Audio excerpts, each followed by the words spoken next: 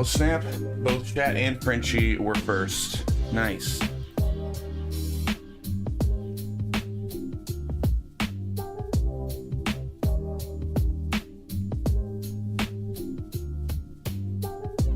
You're not in the office today, Chat? This isn't Vital Fantasy. I know, it's Retro Q Gaming's fault. I told him if he doesn't stream, I'm doing Guild Wars instead of Final Fantasy VII.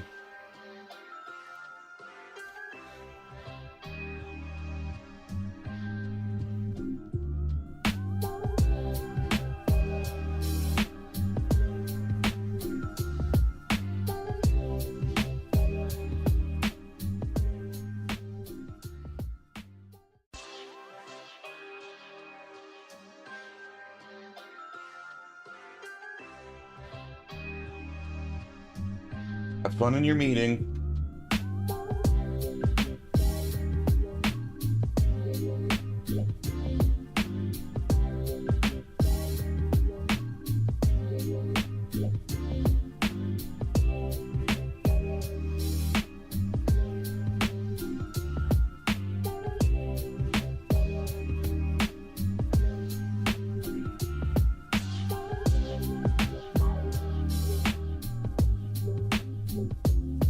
Are you not at work today, Frenchie? Do you have the day off? Or are you playing hooky?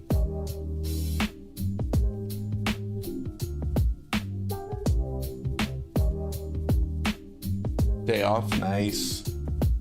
I wish I had the day off. Friggin' 12-hour shift tonight.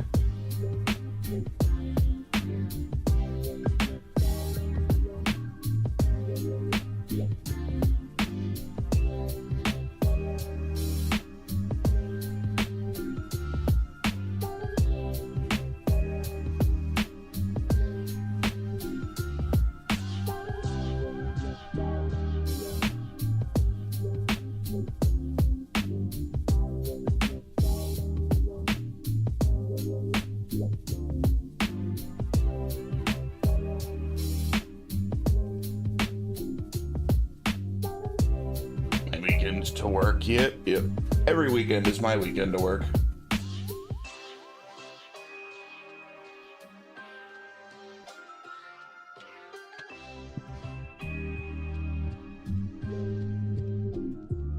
All right.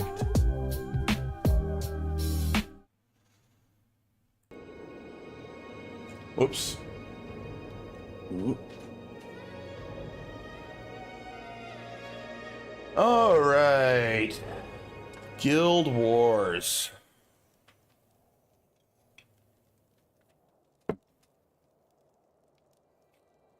I played off stream a little last night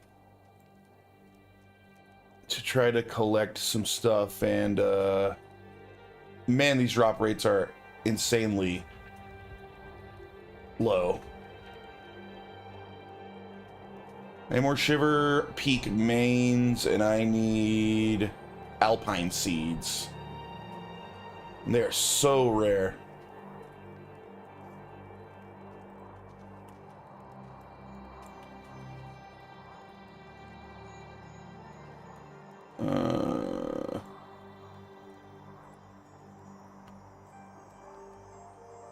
No, let's not do Hungry Devourer. Speak with Old Mac in Deldramore Bowl.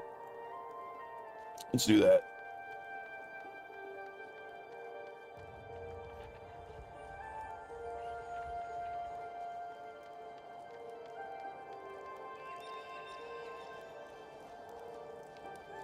Grab all my henchmen. Little Tom, Alessia, Orion, and Dunham.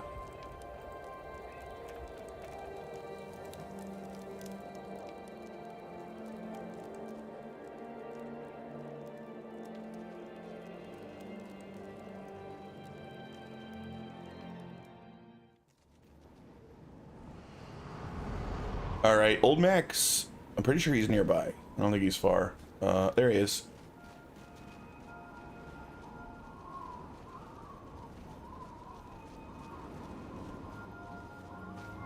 Dang, dude.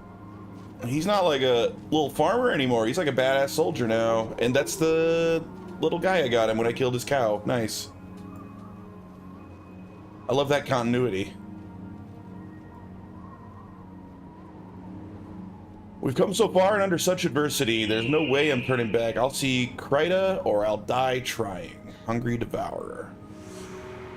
I know that Joe here can be a bit of a glutton, but it isn't his fault. He's a growing young devourer, and he's got to keep his strength up if he's to help me defend things around here. His favorite food is those succulent junipers that grow north of here, but I can't take him to go get them since I'm on duty.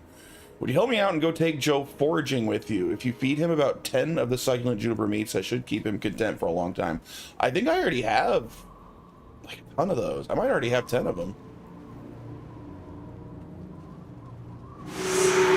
Yeah, I did. From when I was just screwing around yesterday, I picked up a bunch of those. Well, that was easy. All right.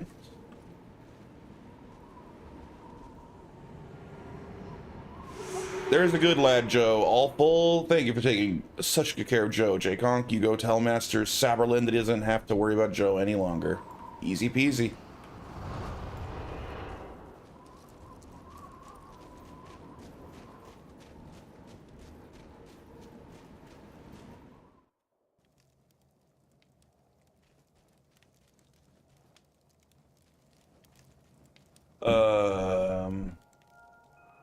Where's Master Saberlin?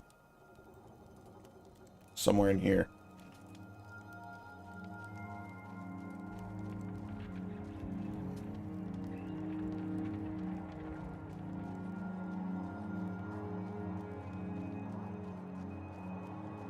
Oh, he was down there, right next to me. I just didn't see him.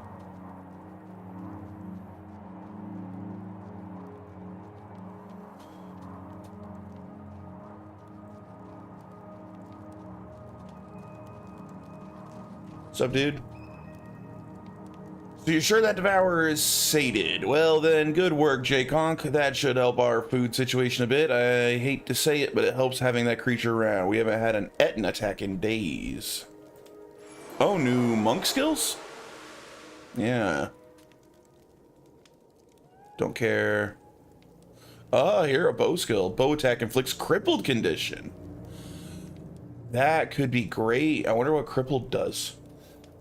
RetroQ didn't stream, Paul. What do you want me to do? He knows the rules. If RetroQ doesn't stream, I can't play Final Fantasy.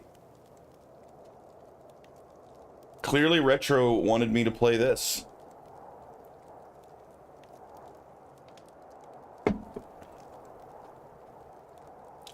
I think pinned down might be really good. I'm assuming cripple means he can't move, or maybe he just moves very slowly. 13 seconds is a long time.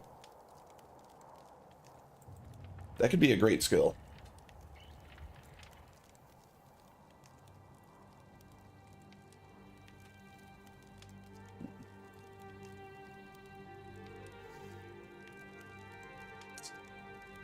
The Deserters. A small group of former soldiers have deserted us after the death of... I forgot Prince Rurik died. Damn. Thanks for the reminder. After the death of Prince Rurik. Normally I could forgive such a transgression in the face of all that we have endured, but they've taken the majority of our supplies with them and headed north into the hills of Deldrimor Bull. We believe they're making their way toward Icetooth Cave. With supplies already short, there's no way that our people will make it through the mountains to Krita without the stolen supplies. It is critical that we retrieve the supplies and bring to justice these deserters who would condemn their people to death. It's a grim thing I ask of you, J-Conk, but it must be done. Can you find these deserters and bring back the supplies they've stolen? Hell yeah, I can.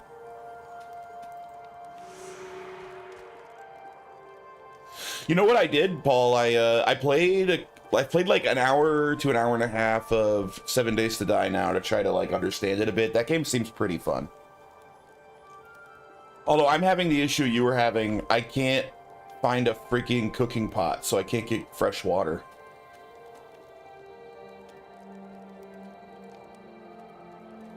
That's like the only real issue I'm having.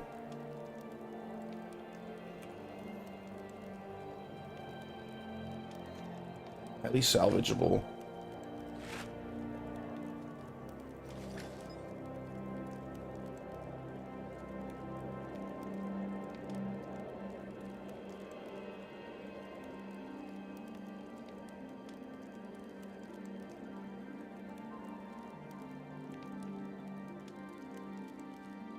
I need a merchant.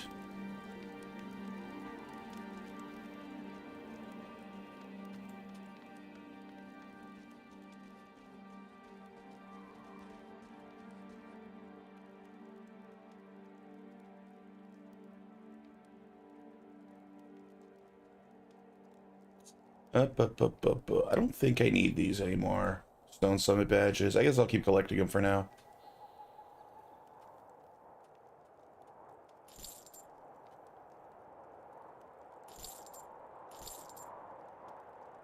Alright. Need the Zunlai chests. Got my PS3 and Final Fantasy 13 working. Have you played 13 before, or is this going to be your first time? I really enjoy that game. I think it's underrated. Like I said, not one of the best Final Fantasies, but a good game for sure.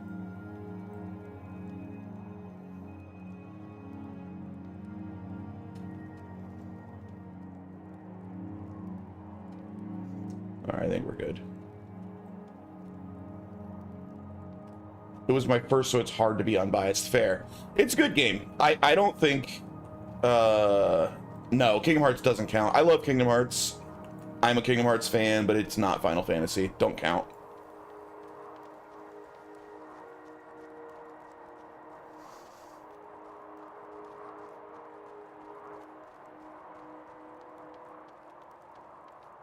Yeah, FF13 is a good game. A lot of people hate it. I've never quite understood the hate. I think it's kind of mid for Final Fantasy, but mid for Final Fantasy is still like an 8 out of 10 game, because Final Fantasy is the greatest game franchise.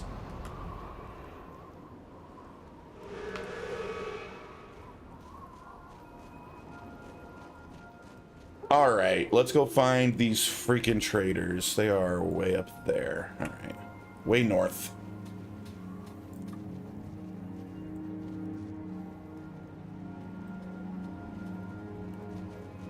But yeah, I've only played Final Fantasy 13 once. I actually really want to replay it, but I still got a lot more Final Fantasies to get through before I get back to it.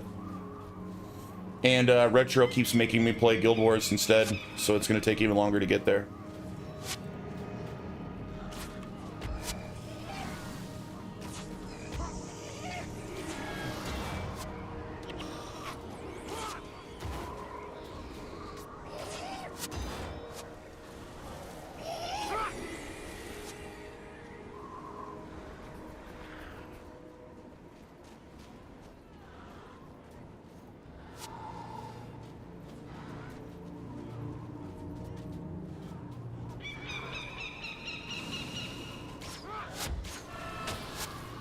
These guys drop the mains that I need. They just drop them very rarely.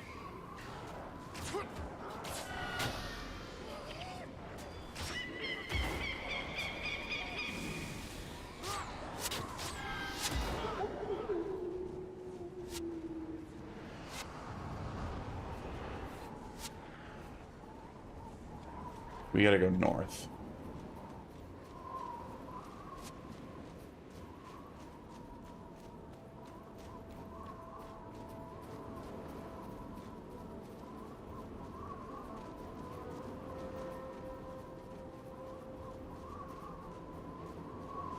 I really like the mountains.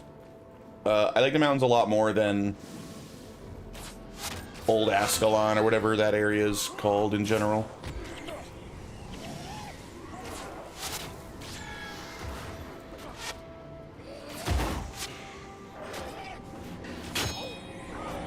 A main! Yes! I think I only need like one more now.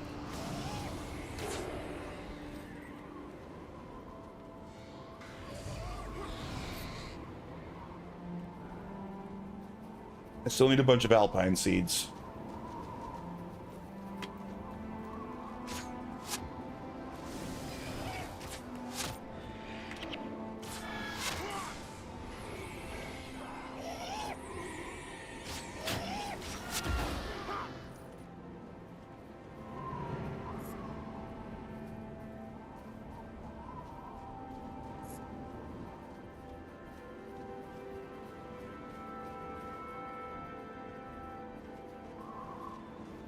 No, I don't care about that.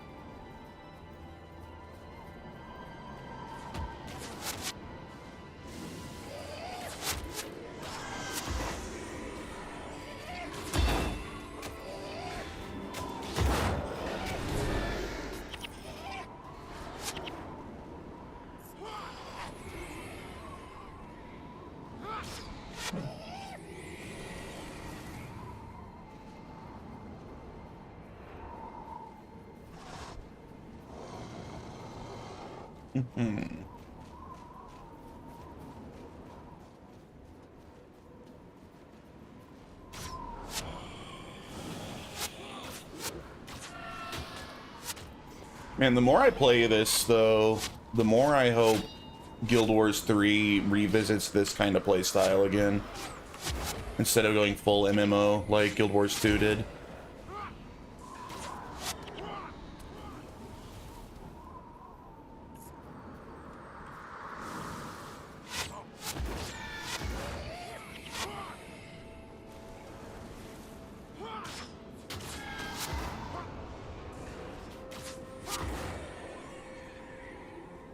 I like running through the countryside with my old goon squad here, just like murdering everything.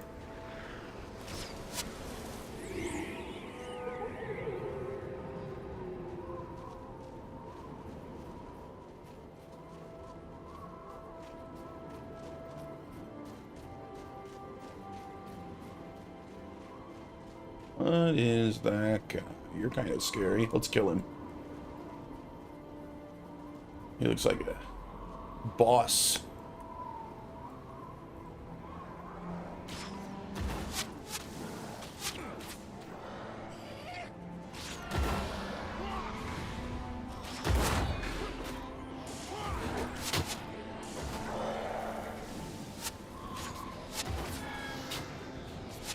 The Fire Imp's the best character. I do like the Fire. I'm not gonna be able to use him anymore soon. Apparently, he only works until level 20. Once I hit level 20, which is max level, I can no longer use my little Fire Imp, bro. I'll miss him.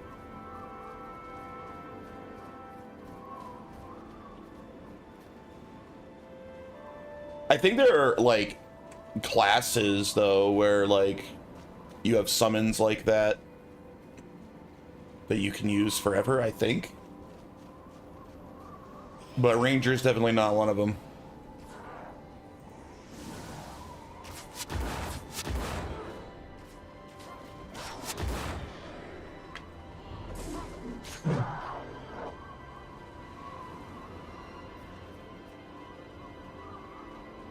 Come on, give me one more main. Does that imply that we're scalping these horsemen after we kill them, if we're occasionally getting mains from them? That's kind of gnarly.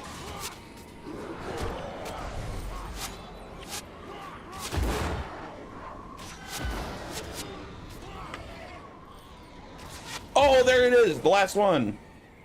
I can upgrade my armor.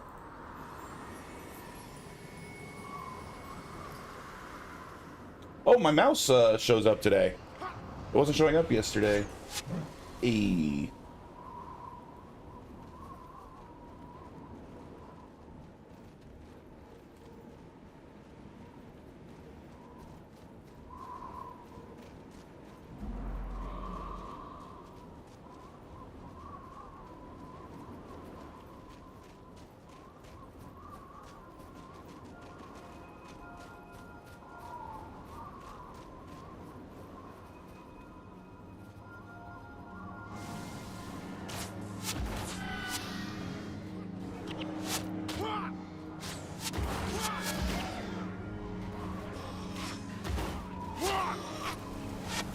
Wait, why am I attacking him? Oh, whatever. The Fire Imp does a shitload of damage, too. He's actually really good.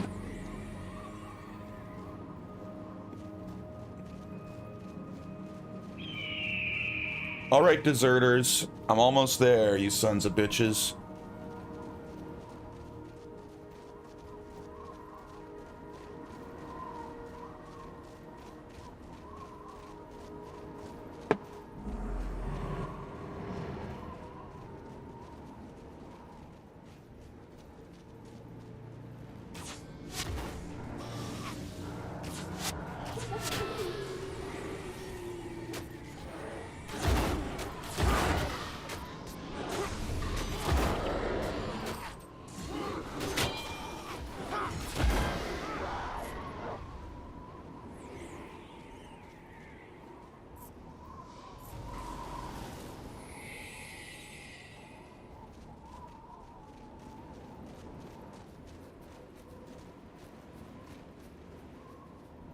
There's one, a monk.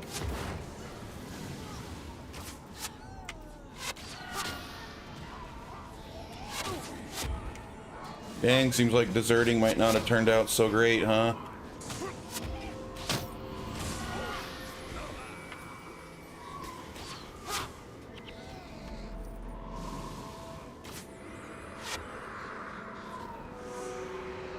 Got him. Take word to Masters Saberlin and Beacon's Perch that the supplies have been recovered.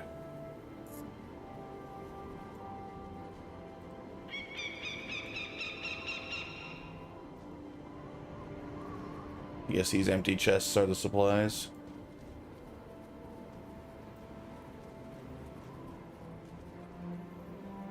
Dang, what was their plan?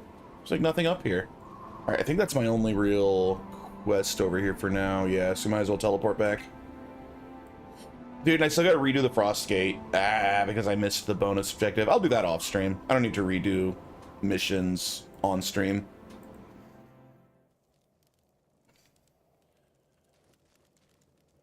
Hey, buddy. I did the thing. You've saved many lives this day, Jakong. All of Ascalon is once again in your debt. We still have a hard road ahead of us, but now we march toward a new life in Kryta. Hell yeah. That's another monk skill? Smiting Prayer. Target ally gains adrenaline and 1 energy when taking damage. Not bad. I'm not going to use it, though. Serpent's Quickness. It's a stance. My skills recharge 33% faster. I don't think that's helpful. I would just be out of energy.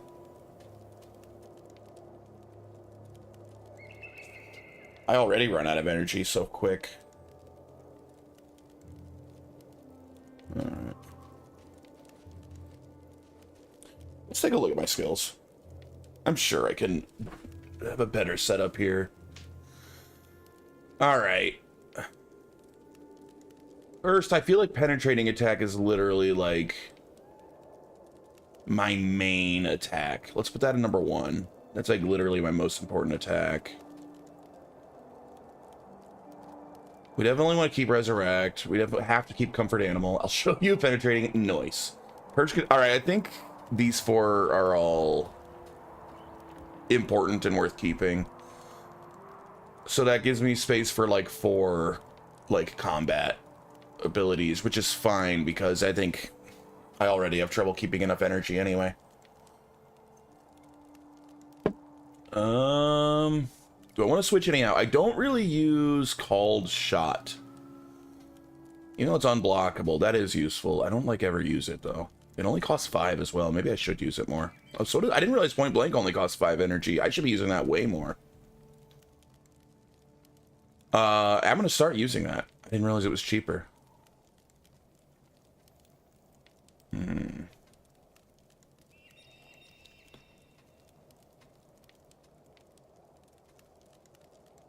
Might be overusing Power Shot. It only does 45 damage.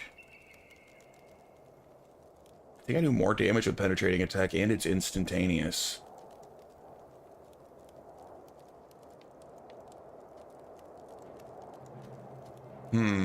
What skills do I have that I might want to use? So Marksmanship's my main. So what's my Marksmanship abilities? They're going to scale best. The Debilitating Shot sounded kind of interesting.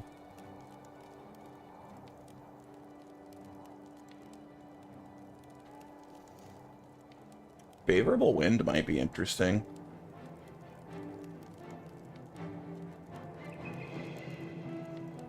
Maybe I like just throw up a favorable wind spirit at the beginning of the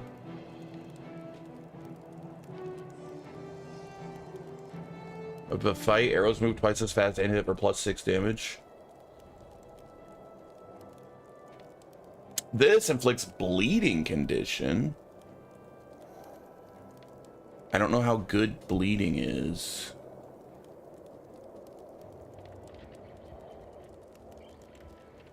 I can cripple with pin down.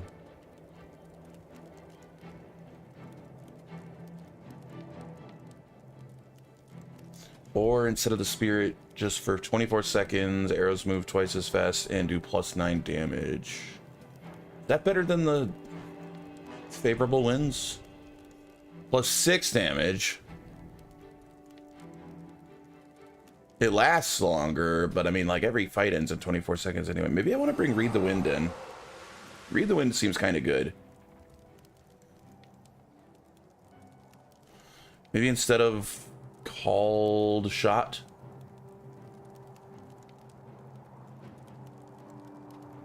That might be a pretty solid combo here.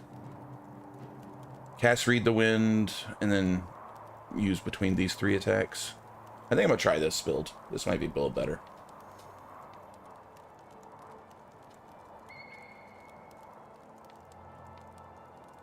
All right.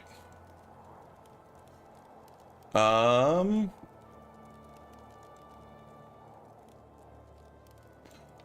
out of quests.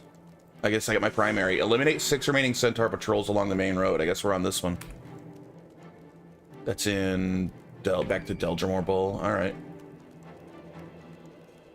Let's try our new build out.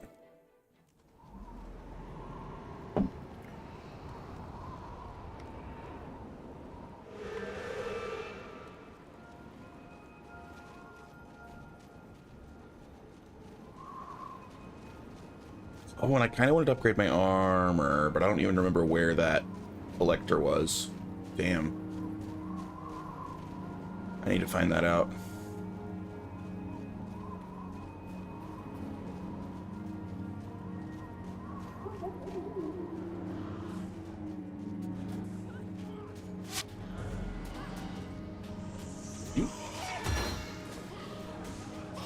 Alright, let's try. How good is this? Alright, he casts it kind of slow, but now every arrow should move faster, so it's less likely to miss and do more damage. What up, Dropkick Sherman? How you doing? Dude, the arrows moving faster is super noticeable. I didn't realize how noticeable that would be. That's huge. I love my Onimusha replays. Excited to get back to 2. Yeah, that was pretty fun to watch last night. That's a good game. Although, you do spend a lot of time just giving gifts. I thought I played Onimusha too, but that did not seem familiar. I don't remember giving, like, a bunch of gifts to people and shit.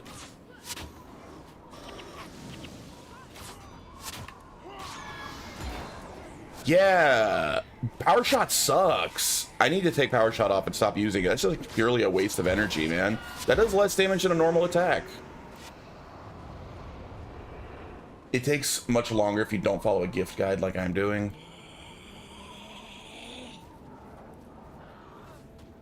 All right, no more Power Shot. I think Power Shot's not a good use of my time or energy here. Let me try it one more time to see if I'm right. Yeah, man. Literally, auto attacks do more damage than fucking Power Shot.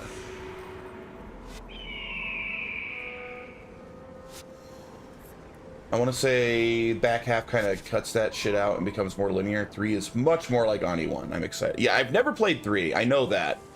I played the first one multiple times back in the day. Me and my buddy were really into the first one, and I'm pretty sure I played the second at least once, but just watching you play it, it wasn't super familiar, and I thought it would be more familiar than it is.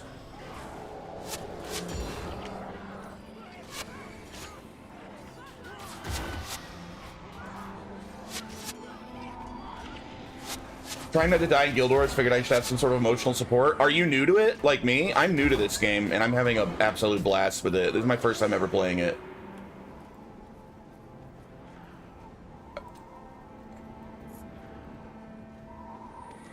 This is like becoming one of my favorite games very quickly.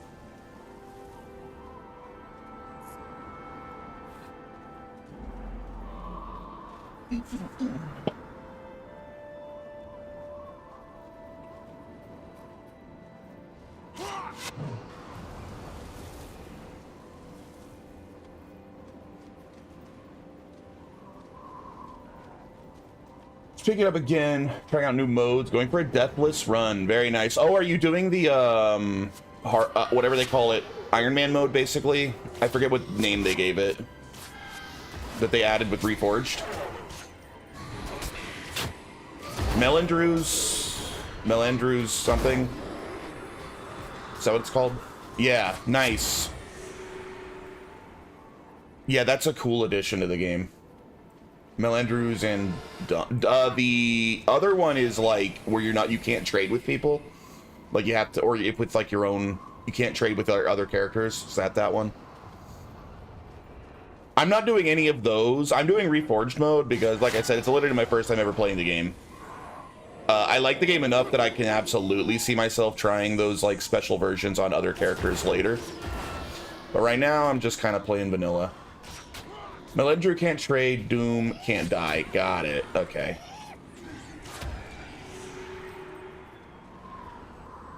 Dude, these build changes are huge. I feel way stronger now. I'm literally gonna get Power Shot. Get rid of it completely. Target foe takes 45 damage is shit. I need to replace that with something.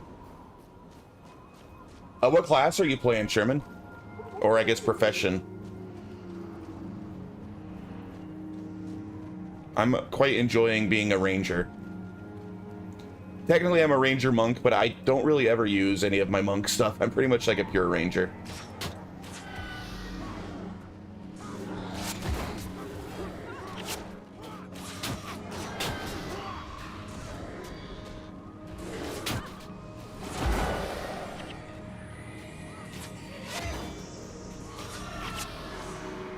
Warrior just got Fire Islands. I've had to change up my build to be more tanky here. Warriors seem cool. I have a, this is my main, obviously, this Ranger. He's the one I'm mostly playing as. For off-stream, I did make an Elementalist. Is that what they're called? The, like, pure mage class, casting mage. That they're just chilling in pre-searing. I figure I'll try to get them to level 20 pre-searing just for something to do when I want to play and I'm not streaming. Because I'm trying to stream the whole story. So I don't want to do any of it off-stream, you know? We should probably go help these guys.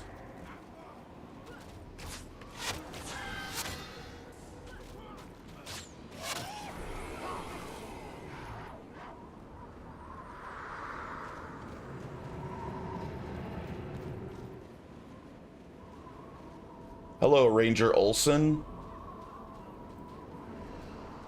We're fortunate to have your assistance. Aiden has gone on ahead into the ice caves to scout the way for you to take the refugees through. Master Seeker Nathaniel awaits you in Griffin's Mouth with further instructions.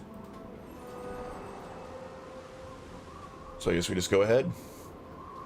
Level 20 and 3 is a grind, but it's fun to have a tune to keep and play with others. Yeah. Honestly, I'm only doing it because I just wanted to keep playing this game. And, I didn't want to play ahead of where I'm at off stream. So I was like, you know, I'll just make a pre-searing guy so I can screw around and keep playing this game when I'm not streaming.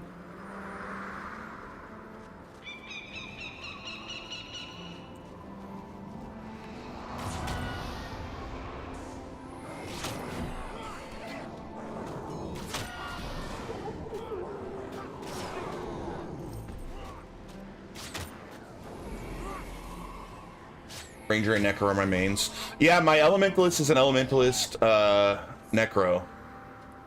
Although, kind of like them playing this guy as a pure Ranger, I'm sort of just playing her as a pure Elementalist right now.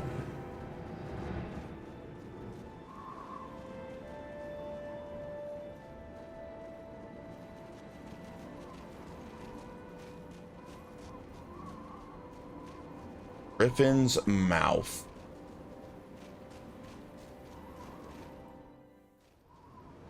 Oh, it's a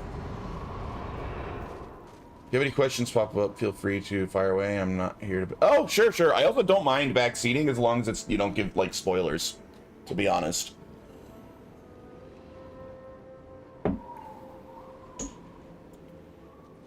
Helpful advice is always welcome.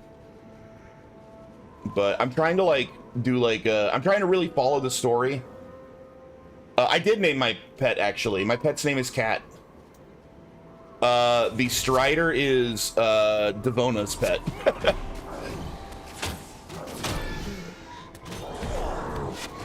Oh, I intend to replace Cat with a wolf. That's why I didn't worry too much about the name. The cat's temporary. Didn't see... Yeah, I only have one hero. Devona's my only hero. I'm playing, I'm doing all of Prophecies before I touch Factions or Nightfall. That's the plan. Technically, I could unlock Althea, but I got my ass whooped when I tried to do Elegy for Those Left Behind. So, I'm scared to go back and do it. I gotta go back and do it at some point. That was a hard quest. That's the only quest in the game I've skipped. I'm trying to do like 100% of everything. I think that is the only quest I missed over here. I think I completed everything you can do, except the Elegy for Those Left Behind.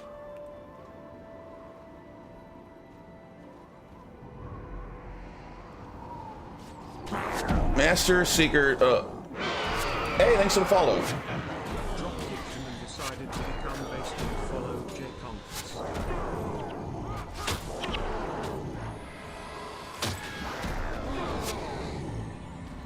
Alright, what's up, Master Seeker? This cave is confusing and perilous. You don't want to take a wrong turn, or you'll wind up wandering in the cold until you die of it. Aiden has scouted the way ahead, and my wolf can help you track him. Follow Aiden's markers to get safely through. They'll look like nothing more than pebbles at first, but you'll learn to spot them if you're paying attention. Take these men with you and help Aiden fortify his position. You got it, dude.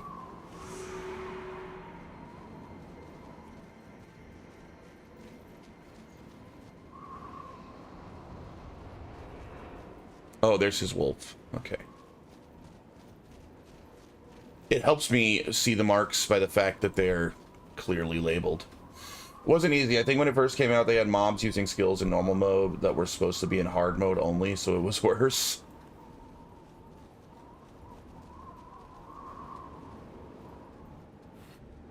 Am I supposed to pick those up?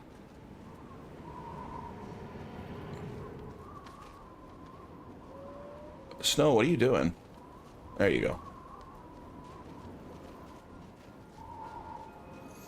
Guild Wars Friday, let's go. Hey, what up, Jinx? Yeah, thanks to Retro Q Gaming. He knows the rules. If he doesn't stream, I don't play Final Fantasy VII, so he's the reason that we're doing this today, which is fine with me. I love this game. Where did Snow go? Damn, I lost track of his wolf fast. Oh, it's up ahead.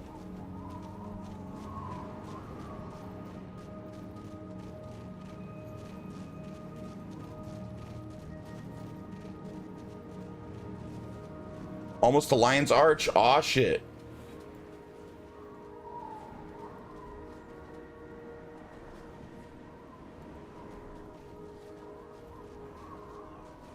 I'm excited. I only know Lion's Arch from Guild Wars 2. I wonder what it looks like in Guild Wars 1. I got no clue.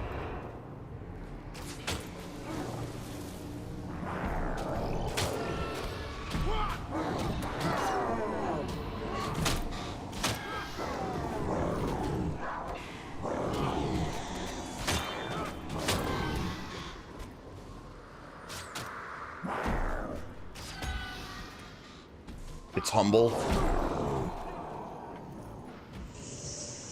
I mean, that's fair. I think you could describe everything in Guild Wars 1 as humble compared to Guild Wars 2. Guild Wars 2 is just big, you know? It is a pure, like, full-blown MMO in a way that this game is not.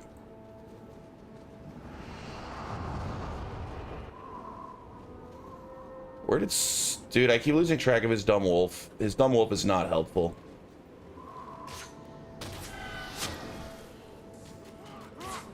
But yeah, Lion's Arch is huge in Guild Wars 2, that's for sure.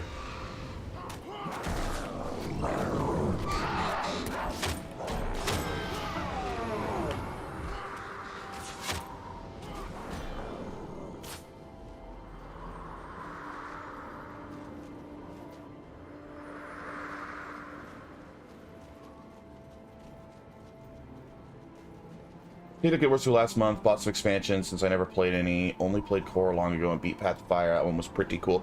Yeah, I 100%ed Core, and I beat the first 2 seasons of Living World, and then I started Heart of Thorns, but I didn't beat it.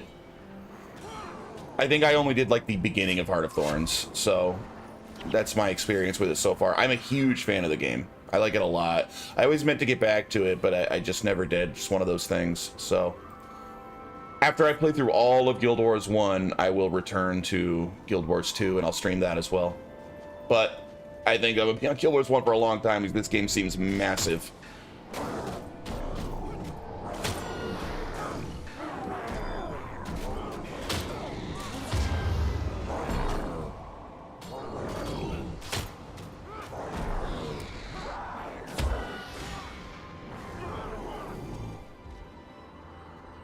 What I'm doing next, the mounts you can get in Path to Fire really makes going through the game more fun.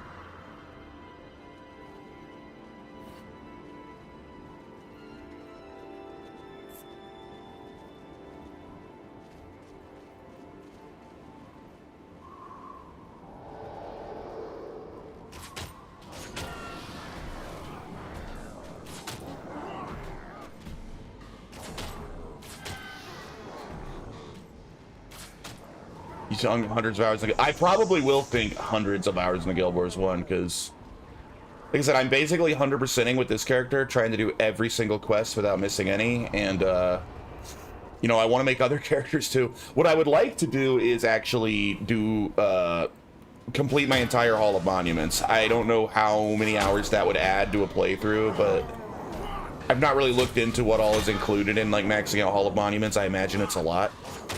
But, you know, in a perfect world, that's what I'll do.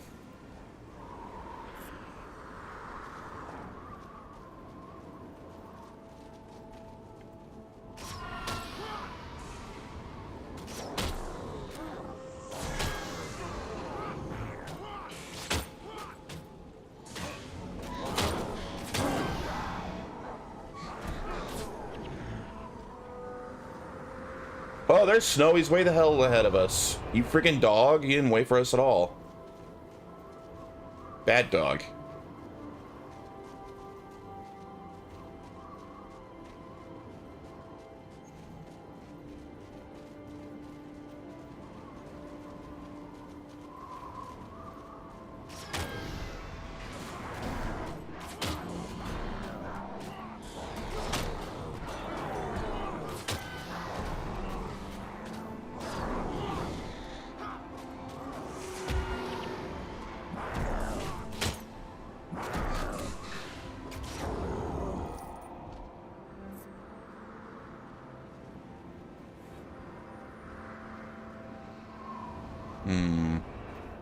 What's up, dude? Hey, he's a ranger. What a Chad. Speak with Ambassador Braun. He'll be waiting in Scoundrel's Rise, just outside Griffin's Mouth. He'll help you get the refugees sheltered in Kryta. You've done great deeds today. Thanks, dude. Oh, you got more? I have a letter here for Ambassador Zane. After making it to Lion's Arch, you'll be able to start tapping elite skills. Aw, shit. Maybe actually hit level 20.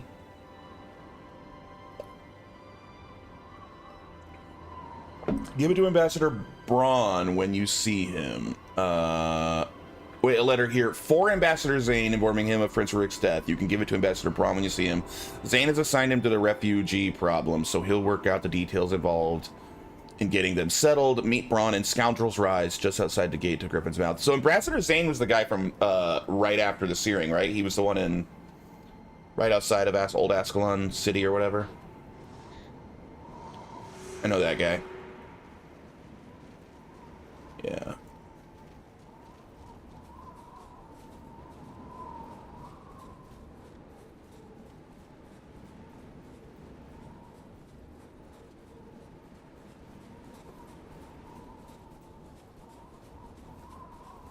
Scoundrel's Rise. Cool name.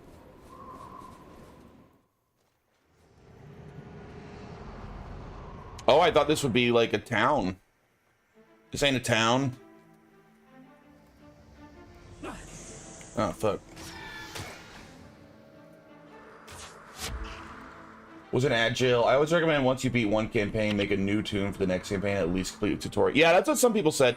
So when I first started, I said that my plan was to make a different character for each full campaign. And then other people said, no, just make a new character just for the tutorial and then just keep going your same guy through all the campaigns. So that's probably exactly what I'll do. I'll do the intro with a new person, but then, like, I'll do the factions intro with someone new, probably an assassin, and then I'll swap back to Jay Conk here and play through it with him. Ambassador Braun. Dude, are they, like, Egyptian? Like, sort of, like North African? Is that sort of what Kryta's modeled after? If you don't like the new class, stick with what you like. I'm really liking being a ranger. I want to try other classes, but I quite like being a ranger. I think it's pretty fun. I'm ambassador. That's more the Nightfall area. I'm Ambassador Braun. The undead problem persists, as I'm sure you're aware. Still, your people should be safer here than anywhere else. Can I help you with? To Kryta, Journey's End. The undead have risen from the swamps. The gates to the Lion's Arch have been closed. Times are bad indeed. I've been appointed by Ambassador Zane to handle the matter of seeing your people settled. The ambassador will be saddened to hear of your great prince, I'm sure. Here's a letter from Ambassador Zane, granting refuge in Kryta. Present it to witness Kasori, the city's regent. Perhaps she can help you. Okay. I still haven't... Zombie Warlock. Never upgraded all my armor in the mountains. The freaking drop rate for the stuff I needed for the collectors in the mountains dropped so rarely.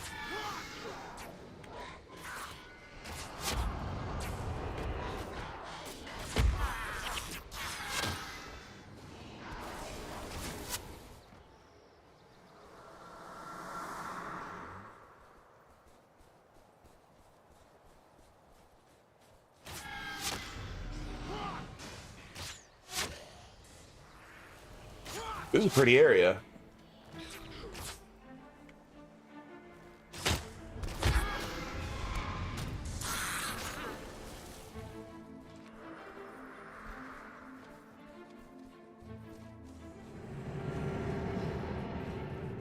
That's one thing that I've learned about this game since leaving Old Ascalon is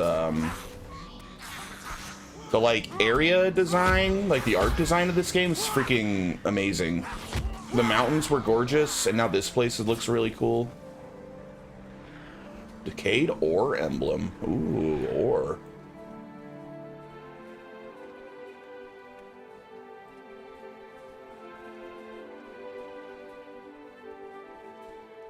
Like, Old Ascalon was so, like, desolate and gross that I kind of thought the whole game might look like that.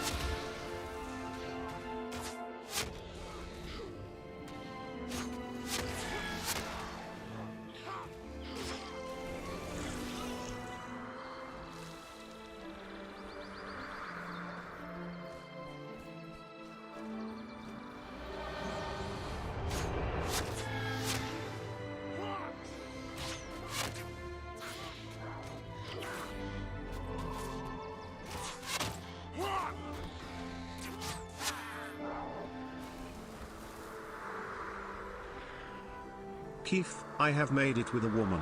Inform the men. What up, Retro?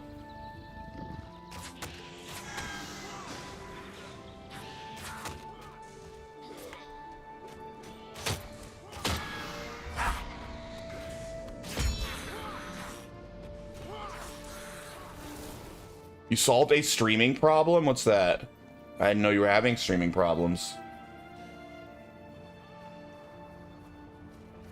Other than just generally being a shitty streamer. But I don't know if that counts. Stop streaming, that was the problem.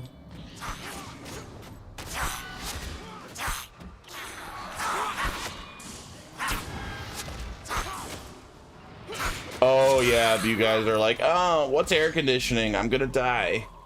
For sure. Yeah, I guess I didn't think about the temperature. That does make sense why you didn't stream.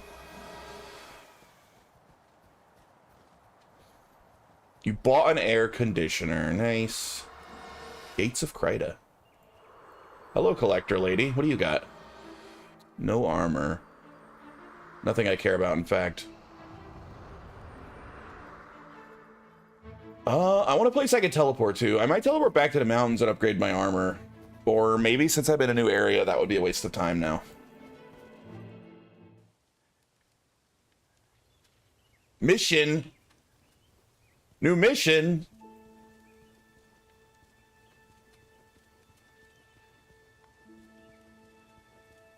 This shit is the business. I have to formally apologize to Americans who are making fun of them, insisting on AC the entire time.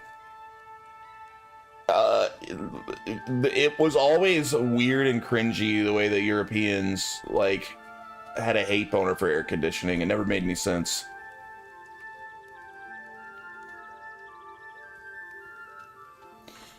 How did somebody get all the way here at level 2? Like, as we rarely need it. Hello, Witness Kasori. Dude, their clothes are cool. These people. Is that a warrior? She has a hammer. That's warrior armor?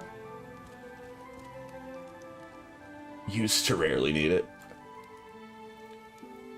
Yes, Braun told us to expect you. I understand you have Ambassador Zane's decree allowing your people to settle here. I'm afraid, however, that powers above me are ordering my city's gates closed, even to Crichtons. You've done these people a great service.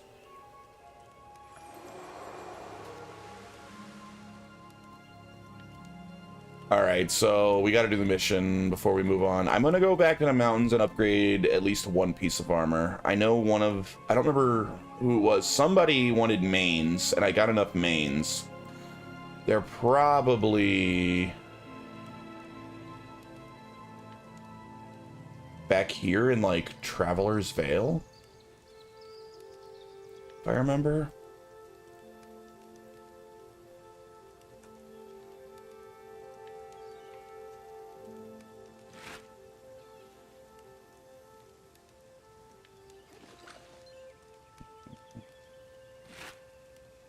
Ah, shit. I need a new salvage kit. Expert salvage kit. What's the difference?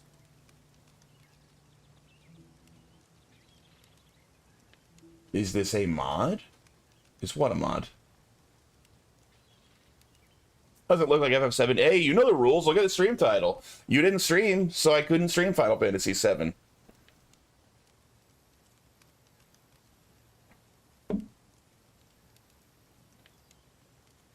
So the expert salvage kit doesn't give you more uses, it just lets you salvage more stuff. Use to salvage common crafting materials or expert to salvage upgrade components and crafting materials.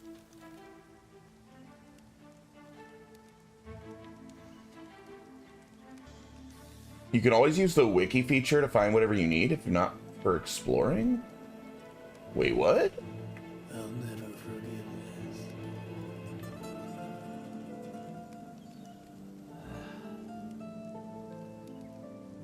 Oh, that'll just open a web browser. I'm afraid that might fuck something up on Linux. So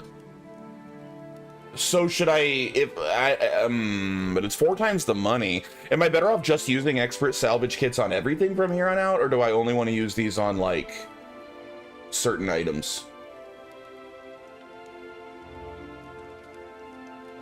Should I just be using experts if I can afford them? I mean, I have money. I have 16 plat.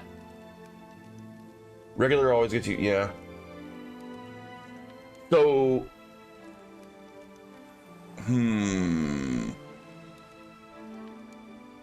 Expert can also get you rare materials. Is it worth it costing 4 times more to just use an expert on everything for the occasional rare material, I guess is what I'm asking? Or is that expensive enough that I want to, like, know what I'm targeting and save the expert salvage kits for when I'm targeting certain materials?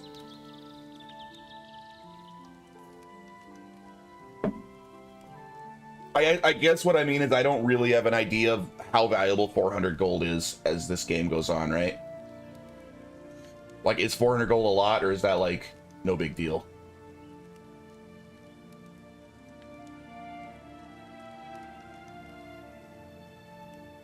Or just not much. Or just buy superior salvage kits. Oh, there's an even better one than expert?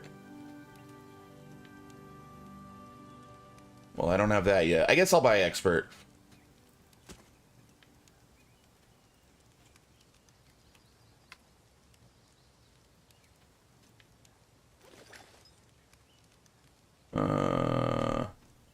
Like, what do you give me now?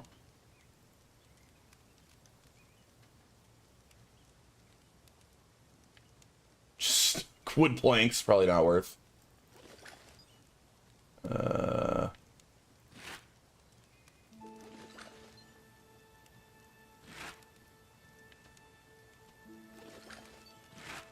So it seems like most of the time you get the same shit with the expert, but there's just a chance of getting rare materials, I guess. Alright.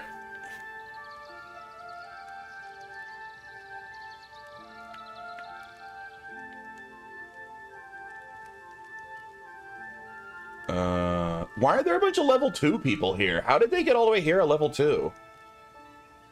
Wait. And why are their names LFG 9 and LFG 11? 911? Wait a minute.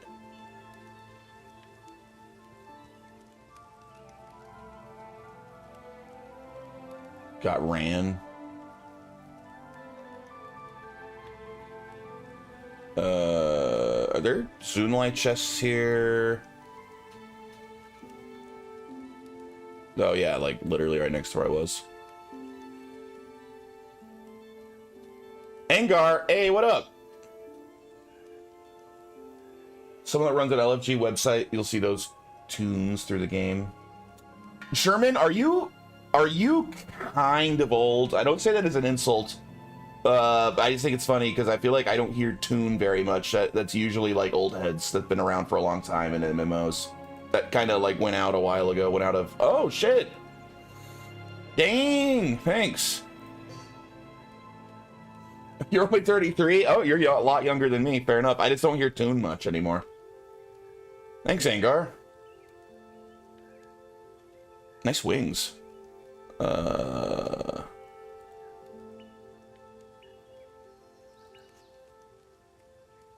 know what? I don't know why I'm still holding on to these. I should probably sell them.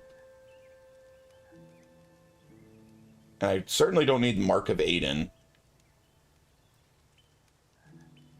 Do I? I mean, that quest is over. I don't need these.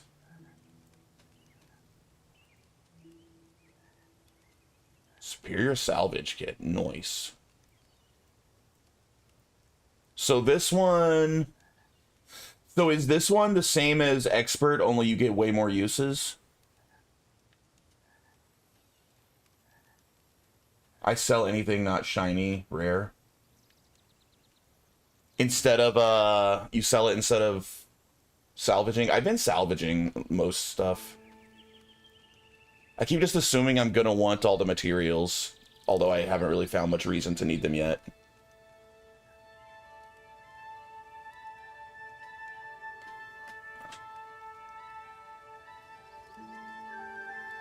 Buy most materials? I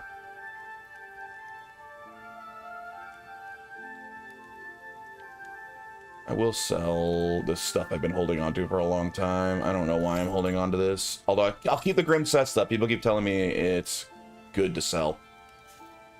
Alright, I'm gonna warp back to Yak's Bend and get one upgraded piece of armor. If I can find the guy. I just don't remember which collector it was that wanted mains. I think he might be in here. You need the Alpine Seeds, which never freaking drop. Salvage all my mats. I cannot believe those stupid Alpine Seeds. They literally never drop. Everything all right here. If you ask me all manner, how many skills you could teach me? Any skills I skipped here? There are some skills I skipped here. Even though I'll never use them, I'll buy them. Predators. How many... It should tell me somewhere, like, how many skill points I have, right? So I don't necessarily waste them. How do I see how many skill points I have?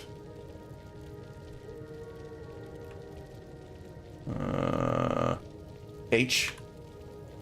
Oh, I have 26 skill points. Yeah, okay. I think we're good. I'll buy all the skills. Top right? I mean, I saw 8. Oh, top right of H. Yeah, yeah. All right, let's buy all these skills that I don't have. Restore life. Because now, everything I buy here, these are now account bound, right? So, like, if I started, like, a monk character now, like a monk main, I would have all of these monk skills immediately. Is that how that works?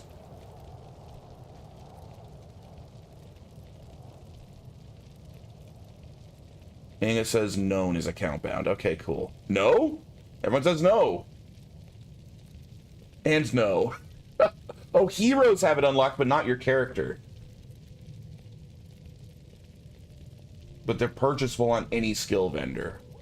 Okay, so you can buy any skill, but you don't automatically have it, like, to use. Okay, that's fine. So you still have to get the skill points and the money to afford it, but you don't have to, like, unlock it. You can just buy it. Alright. 24 seconds plus 6 fire damage. Your arrows deal fire damage. That's kind of neat. Or use a tome to get it earlier. But either way, it's still definitely worth buying, it seems like. Alright, cool. So we got new skills. There should be... I thought there was 2 collectors in here. Is there not?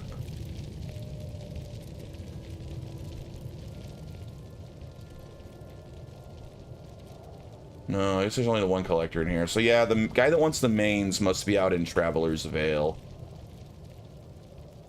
I collected all the skills on my Necro. I was bored.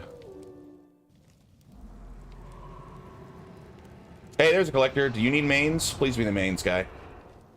Yes! My new mask! Necro, please.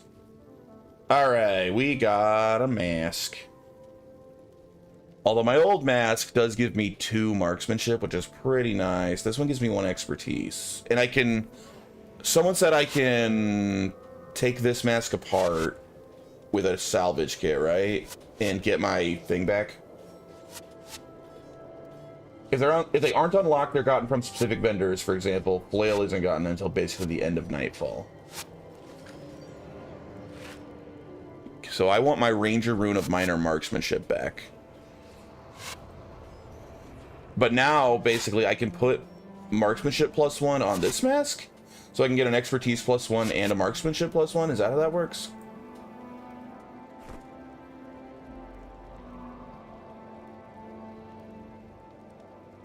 I don't know if that's how it works. Looks like it.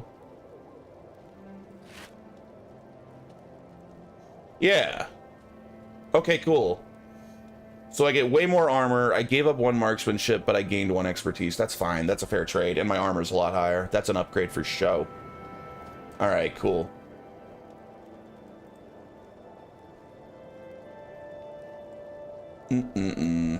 What are you doing? Why's that guy dancing? Alright, I think that's all I came back here for. I think we can go do the next mission in Gates of Krita. +1 on the mass stacks. The +1 from the rune won't stack with additional runes, so you get +2 total. The +1 on the mask stacks. The +1 from the rune won't stack. What do you mean stacks? I don't know what that means.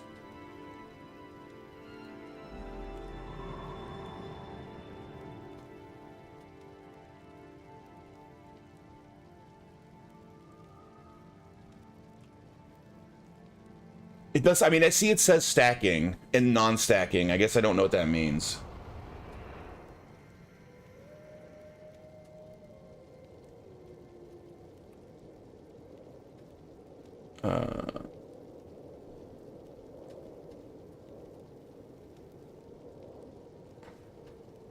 Means you can put 1 +1 rune on the mask and you get +2, but if you try to get another +1 marksmanship and put it on another armor, you won't get it. Oh!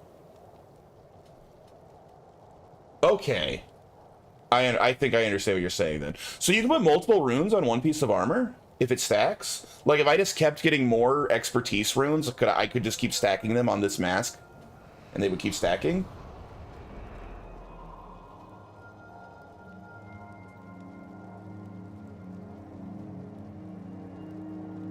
One rune per armor. Non-stacking will only use the higher value. Okay, but you'll just get that additional +1 if it does stack. Now I understand what you're saying. Okay. That makes sense. That makes sense. But if they're stat runes, you have non-stack, then highest value only. I understand. Alright, let's do the next mission.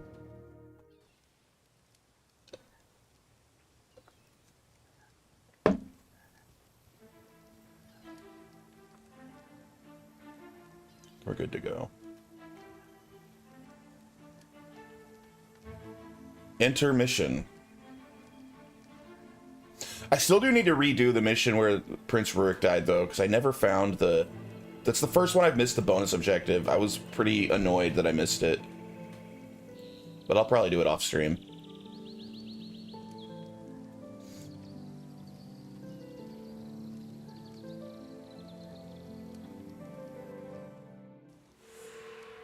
Make contact with local authorities at Lion's Arch.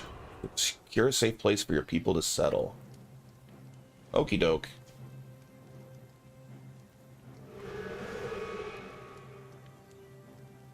Bonus for Frostgate isn't too bad anymore now that we have Reforged characters and you're very... Yeah, I'm over leveled just because I've been doing everything. If you don't skip any quests, you gain a lot of levels and money. I think that's one reason I have a lot of money too. I don't think they expect you to do everything, and I'm trying to do everything.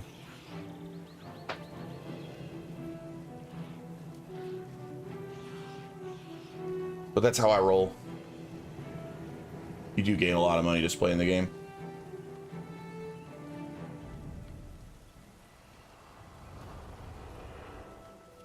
Dang, dude. I like the Kryta style. Help, the dead are walking out of the swamps. They look cool.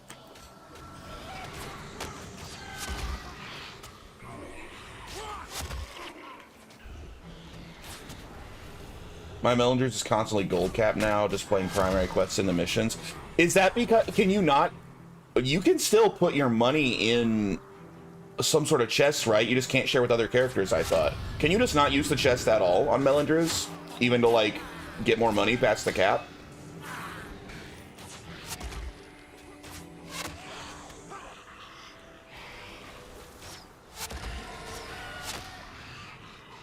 The only difference between that and non-Mellinger's, I guess, is I could buy materials to get more concepts. And no chests, 100k cap. Ooh, I assumed you could still put your money in the chest. That's interesting.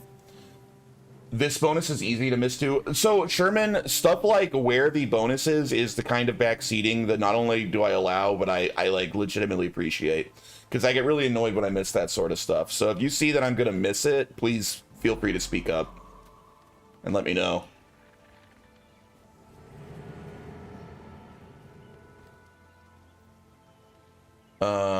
Talk to the pig. I got a lot of money in pre because I keep dying and restarting my character.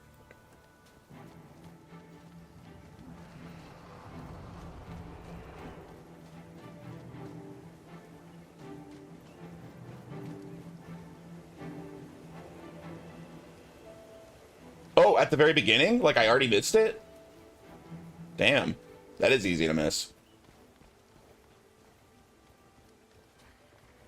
250 plus per mat, depending on what you paid to win. I am probably going to pay them to win, just because I like this game so much. I'm kind of like looking for reasons to give ArenaNet more money for this game.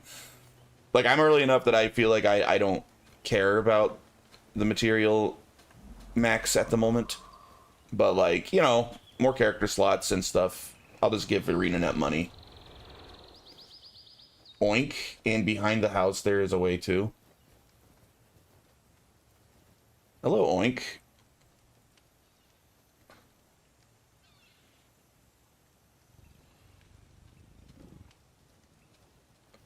Interacting with him didn't seem to do anything. Oh, he's following me now? Behind the house? Am I supposed to do something with the links? That's it, carry on. You'll get the rest. That is so easy to miss. You just have to interact with a random pig and then he just follows you. I would never have found that. I would have had to look that up.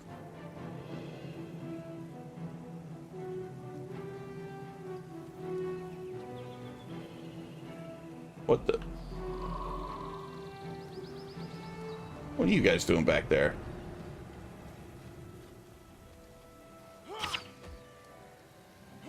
Yeah, I just am loving the game, and I'm just like, man, I got this so cheap. I paid so little for this game, man, and I've already got like 60 hours of fun out of it, paying like barely anything.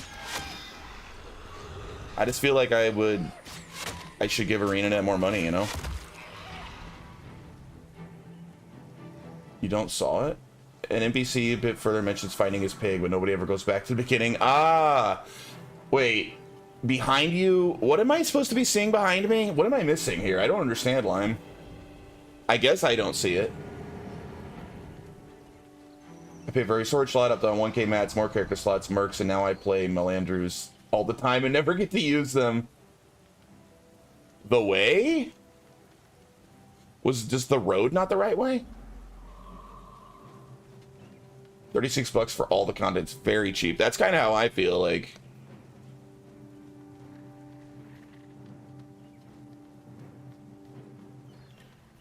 There's an alternate route Lime's trying to get you to go. It doesn't really matter. Ah, okay.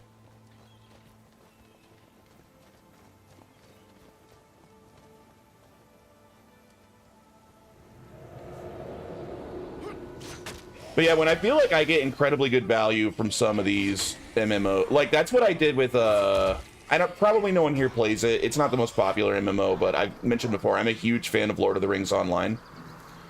It's one of my favorite MMOs, and it has a really good, really fair free-to-play system. So like I've thrown Lord of the Rings Online money several times just because I'm like, man, I had like 100 hours in that game, and I think I had given them a total of like $10. And I was like, I should really just like buy some stuff from their store. I should throw them some money to support this game because I really like it. So yeah, I bought a bunch of stuff from Lord of the Rings Online store. Oh, I also bought all the skill unlock packs and costumes. I think I bought everything in the store. I haven't bought anything in the store yet. I will probably wait until it's useful to me. Like, I'll probably buy, like, more material storage or more Zunlai chest general upgrades, like, as I fill my chest.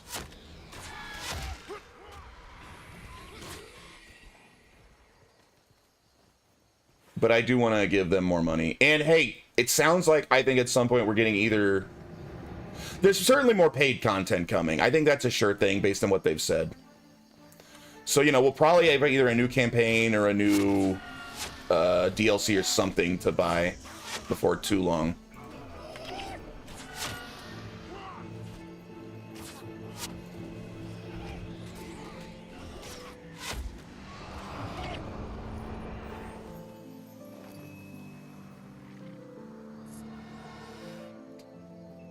I didn't do the skill ones. I already had most. I think the only things I didn't buy was makeover pack and character name change, although I got a forced name change by ArenaNet because Schlongers is an appropriate name.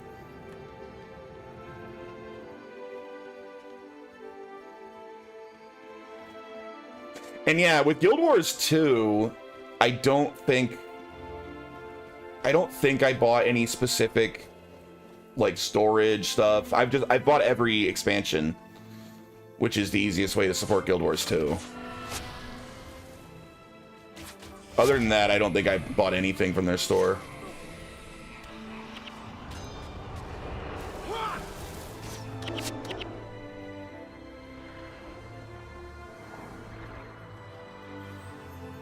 People get away with crazy names.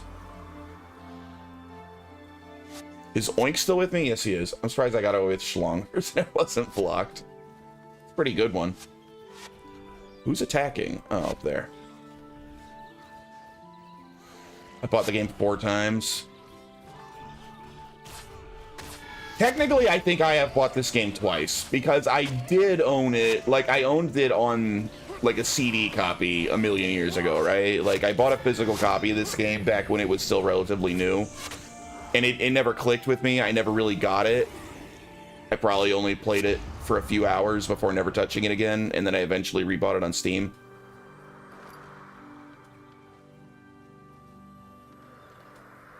I also bought it twice. I have 2 accounts myself. My son has a copy, but I got that from Smiles. Am I supposed to...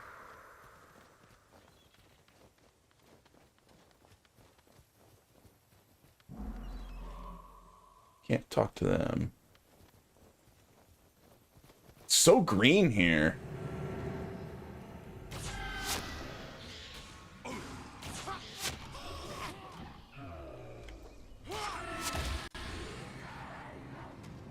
I like this area.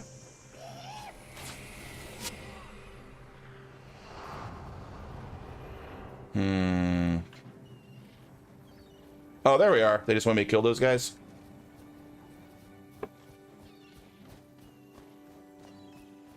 Crazy how cheap Guild Wars 1 is, and when you go to Guild Wars 2, it's like $100 plus. Well, there's so many expansions for Guild Wars 2. Before they combined all of Guild Wars 1, like combined all the campaigns, if you still had to buy, I think that you still had to buy all the campaigns separately for, at full price, they were probably like 20 bucks a piece until they launched Reforged, weren't they? So I think then it would have been 60 bucks just to kind of get the whole base game. But now it's cheap as hell. Look at all these people.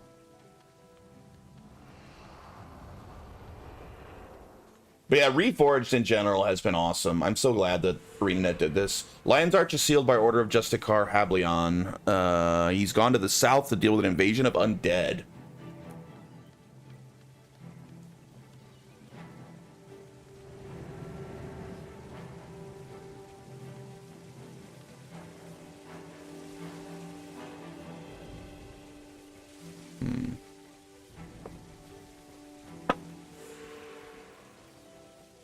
Bonus, retrieve the Orient text and have it translated. Wait, did I miss something? Oh.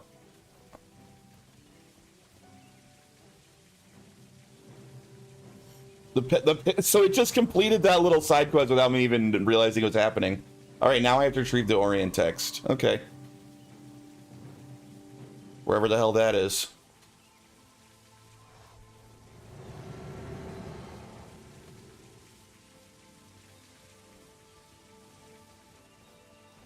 Oink Saw's Papa.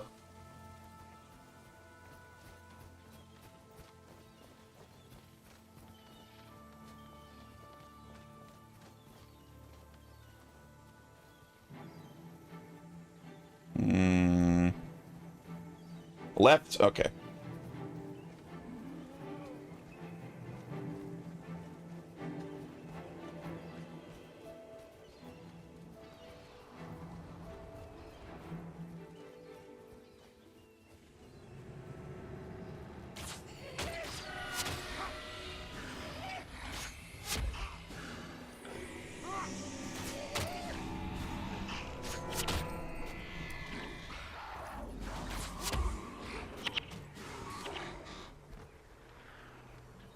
Just join stream. What are we up to? Hey, what up? We are trying to get the Lion's Arch for the first time ever for me. I'm new to this game.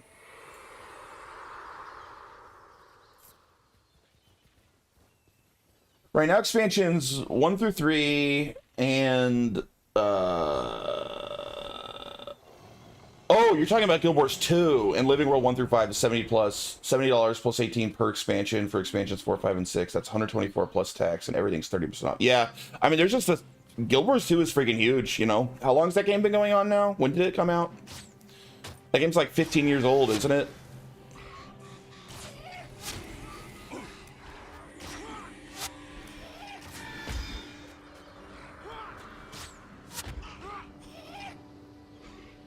Wild, yeah.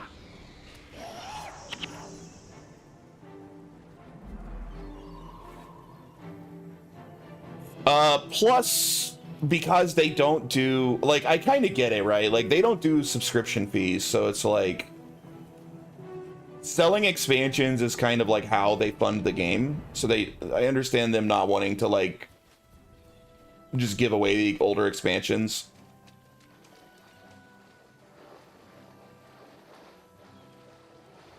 How am I liking Ranger Monk combo? To be honest with you, I kind of been completely ignoring the Monk part, but I really like Ranger. I'm pretty much playing as a pure Ranger. I almost never touch the Monk stuff. I guess technically you can get a free expansion and grind until your eyes bleed and get the expansions for free via gold to gems. True, but I don't know the gold to gem rate. My understanding is it sucks.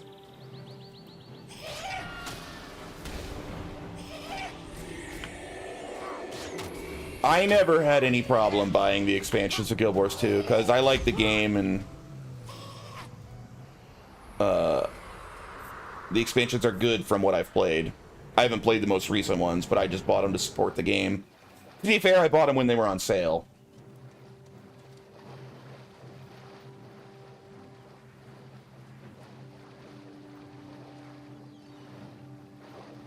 I bought them on sale when they came out.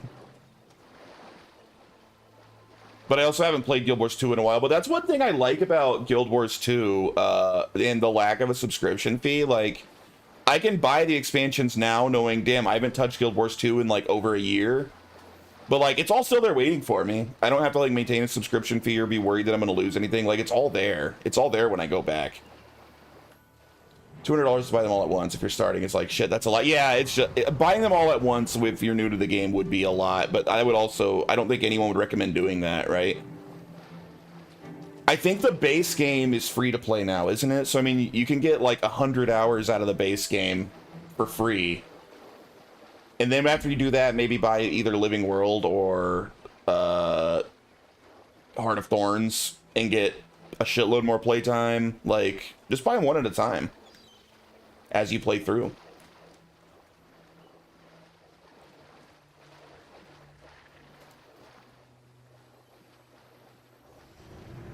Orient text. Oh yeah. I gotta carry this back to town. Have it translated.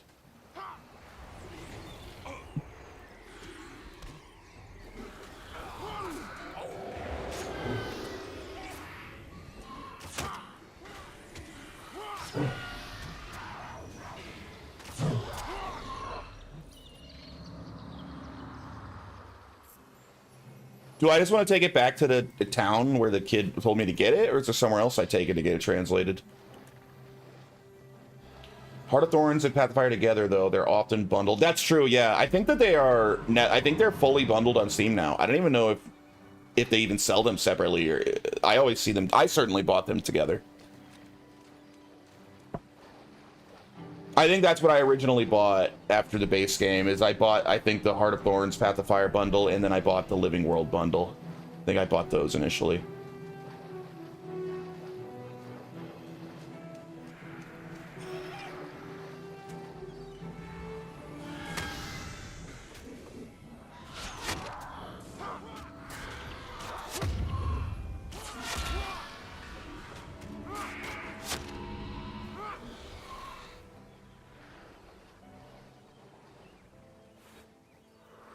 Guild Wars 2 is great, but to be honest with you,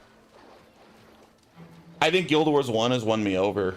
I think I prefer Guild Wars 1 so far. I mean, maybe I'm still in like the honeymoon phase, but I also hear that like everyone seems to like Prophecy's the least of the campaigns, and I'm already enjoying this game so much. I have a feeling I might end up being more of a fan of Guild Wars 1 than 2, but I like Guild Wars 2 a lot.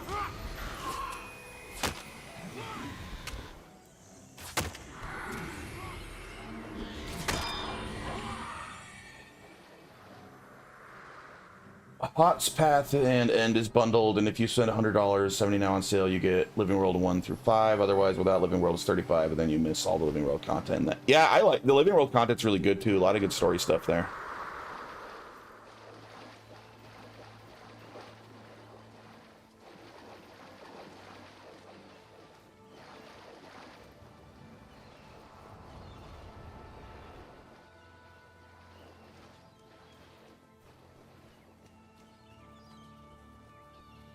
But I always think, like I said, base game's free to play, and there's like 100 hours of content there if you actually are like doing map completion and shit.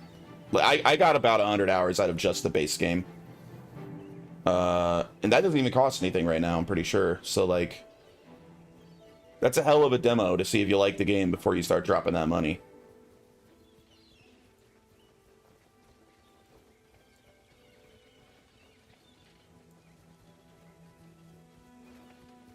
I know, I'm sure there's limitations. I don't know what those limitations are, because I bought it.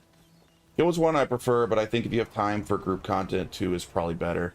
Yeah, and well, a lot of the group stuff is really fun. Like, the world bosses, like the world events and shit are just so well done in Guild Wars 2. MOD's nuts. I don't have time or friends to be a raider. Yeah. Kid? Thanks for finding Oink. Who do I bring this book to? Yeah, it can be done solo. That's true. They're just other randos, but here we are. It's an old Orient text, a passage from the memories of Thaddeus Lamont. I never would have found this optional bonus mission without a guide. That was a crazy one. It's raids that are hard to get pug groups for because pugs are crap and toxic. I'm not gonna lie, I didn't raid that much when in my time with Guild Wars 2, and I was in a pretty active guild at the time where when I did want to, I just did it with guild members.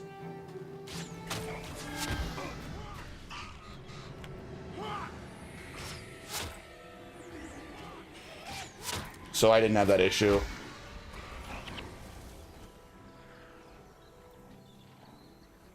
+1 to raiding being hard to pug. And then end up being a healer for guild because I was tired of pugs. I like tanking personally, but yeah, I don't like healing either. Luckily, everyone just wants to be DPS, so if you actually enjoy tanking or healing, life is pretty good as an MMO player, honestly. I've never had trouble getting a group as a tank in like any MMO I've played around in.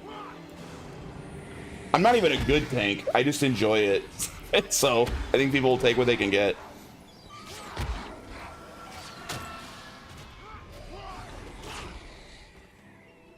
Problem with DPS is arc DPS.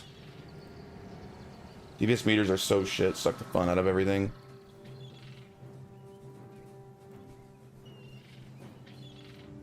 What am I doing? I'm securing a place, head south across the beach to find Justiciar Hablion, is that how it's pronounced? Alright, we're heading south. That's this way.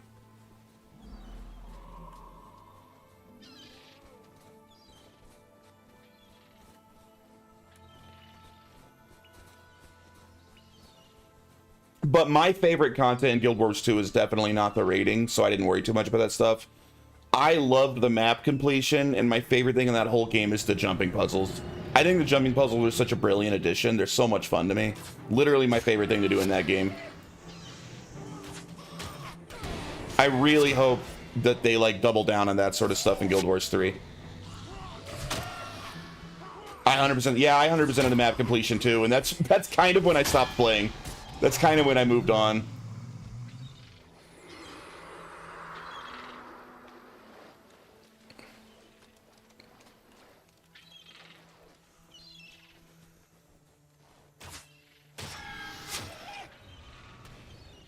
I mean, I have the other expansions and stuff now, so I'm sure there's lots of new maps for me to go do completion on.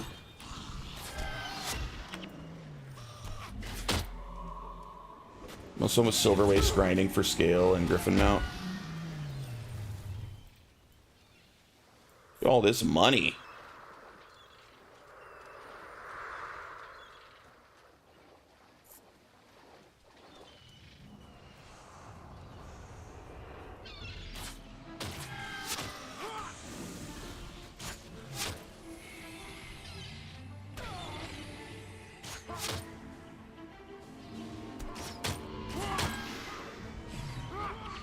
But yeah, I think I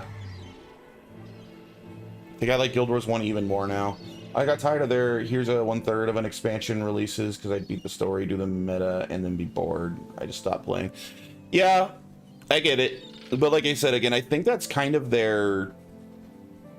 I think that's sort of their design on purpose. Is I think ArenaNet is honest when they said, like, in some of their stuff, they talk about Guild Wars 3 as, like, wanting... Like, they're not worried about making Guild Wars the only game you play, right? It's one reason they don't like sub fees, is so you don't worry too much about FOMO and shit. Like, you can log on, do all the content you want to do, and then you can go play something else until there's a new content drop that interests you, and you're not, like, losing money in the meantime. I think that's a pretty cool way to do it. Not that I mind sub fees. I think sub fees are also valid. My problem is when you have sub fees and cash shops, which is what all the assholes do now. I think you gotta pick one. I really don't like it when you have sub fees, but you also want to nickel and dime me elsewhere.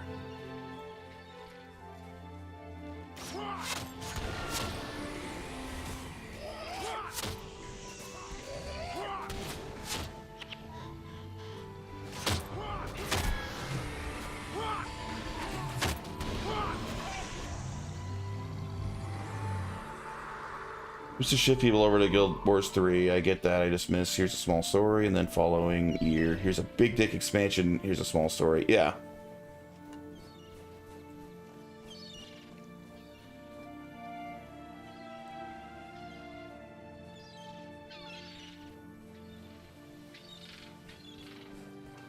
Where the hell is this guy? Gotta be getting close.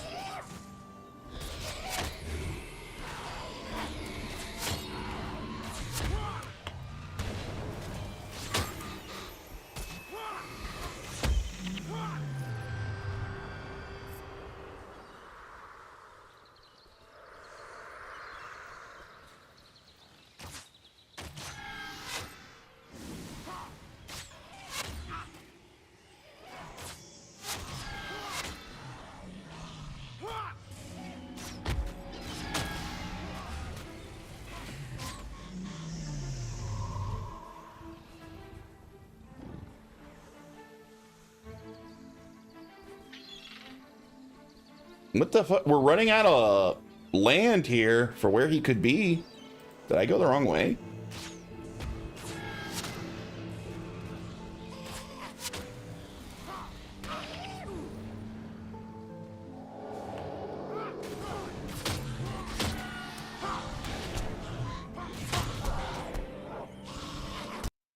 Oh shit, there goes the audio. You are cold, sir. After this mission, I'm about to restart the game. My audio's going shitty. It's been 90 minutes. Oh god, it's clipping. Alright, I guess we gotta go. They said to go south. I went like all the way south. I never saw the guy. Just a bunch of freaking lightning drakes.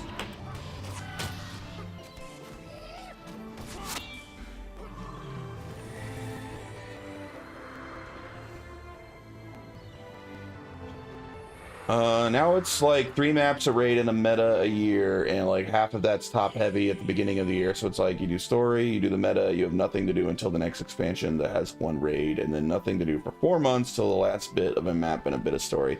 So like I said, I haven't been keeping up. I know the expansions got a lot smaller, and a lot of people aren't happy with that. I've heard a lot of people say they wish they would go back to the like more two-ish year cycle on expansions, but they're bigger. What's my favorite pet so far in Guild Wars 1? I've literally had nothing but this damn cat because I can't get rid of her to get another pet. I want to get a wolf.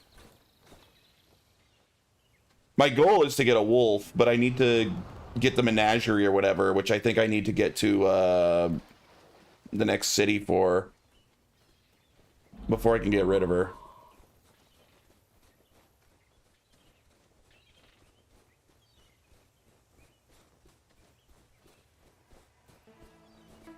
Well, I found him. We didn't just take a weird... we took a very long route all the way around instead of across this, like, bridge. Yeah, pets need a place to stay, so I've been stuck with the stupid cat forever. Hello, Justiciar, Havleon. Dude, that is some freaking sick armor. He's a ranger? I want that armor. He has a bow. Hey, Sinri? Thanks so much for the raid. I'm not sure how to pronounce your name. Mine.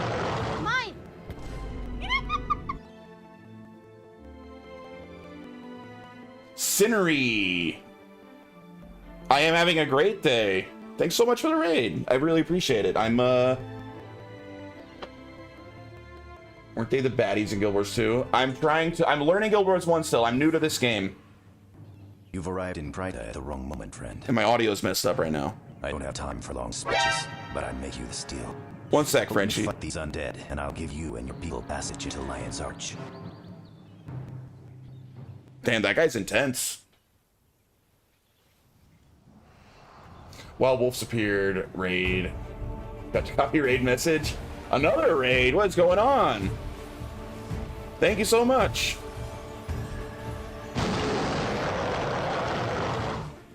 Long live the white mantle. God damn, I was too far. Oh no, yeah. So how many jumps does it does? Hello, everyone. So it's 3 jumps. Okay. What?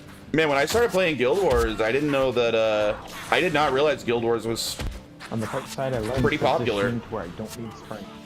I very much appreciate all of you raiders. I thought I'd have like 2 or 3 viewers when I started playing this game, because it's old.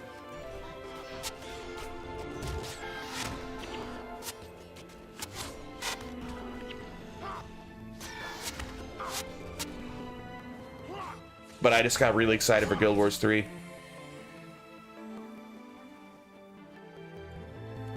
I like streaming a lot of older games already. Yeah, I do as well. I went from Guild Wars 2 to 1 cause wanted to try it. Yeah, I played a lot of Guild Wars 2.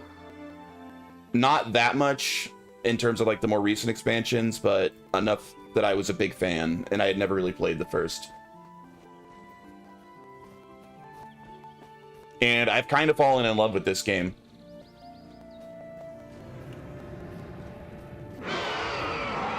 Hey, thanks for the follow. Kerokun0014 decided to become based and follow J Conkers.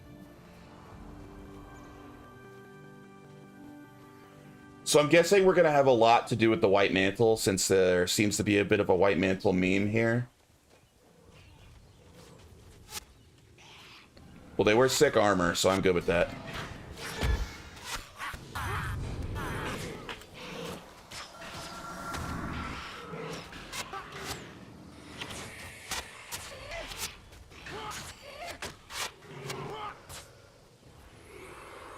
He said if you help them, they'll grant passage to Lion's Arch.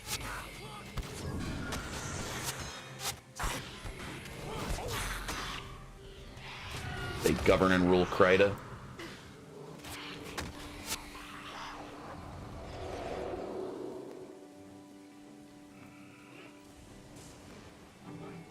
Hey, come on now, attack. There you go.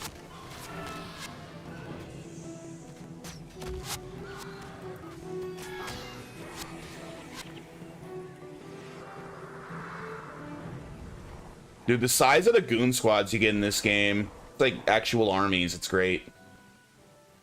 Take that with your Guild Wars 2 knowledge, as you will. I did not see what Justiciar Hablion said. Should I be following him or the others? Probably this way. I don't really know.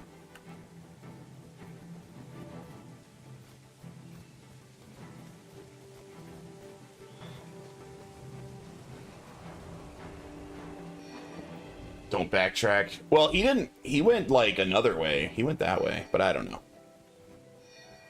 I'm never totally sure where to go in the missions in this game. Oh my god.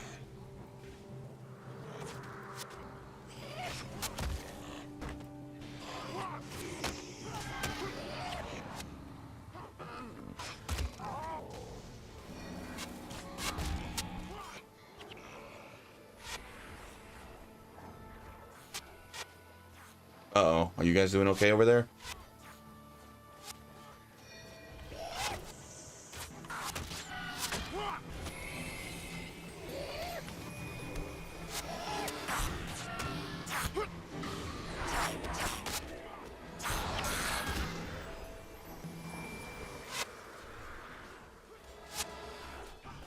100 Blades got buffed so hard that it can be perma fairly easily now. It's kind of crazy. Is that a warrior build? I've definitely heard people mention that build before, but I don't remember what it is. Yeah.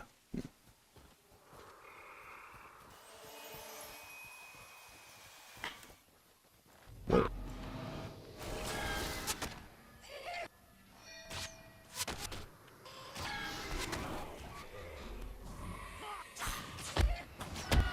Get out of here.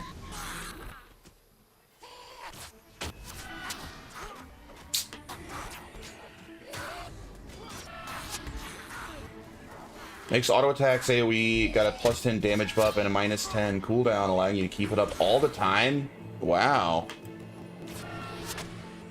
So that does that kind of, so my understanding is that's sort of how like a dervish plays, right? So is that kind of like a warrior kind of acting like a dervish? Because aren't they like the AoE melee class generally?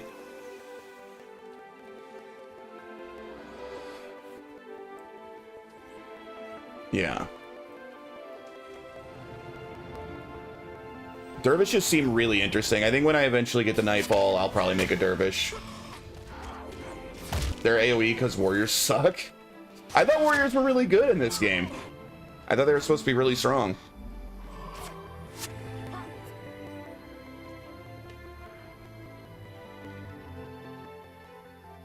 Define good? I don't know. Good at killing enemies?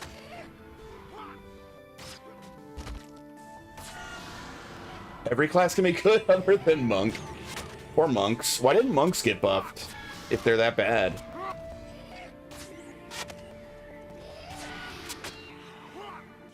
Oh, we beat it. Be at peace, brother. May your soul find peace. My audio's so messed up. Your bravery is unquestionable. Your honor unmatched. On behalf of the White Mantle, I thank you greatly for your service. Our founder, Saul D'Alessio himself, would have been proud to call you his friends. As promised, your request for interest to Lion's Arch has been granted. It is fast forwarded, yeah. I You just and need to your restart the fellow Escalon game. are welcome here. Come. It'll will fix sort it. out personally. We will make sure you receive proper reception.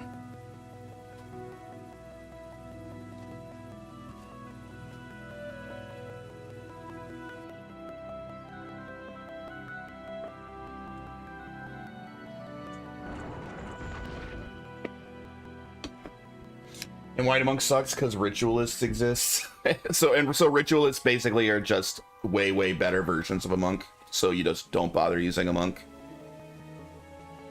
Welcome to Lion's Arch.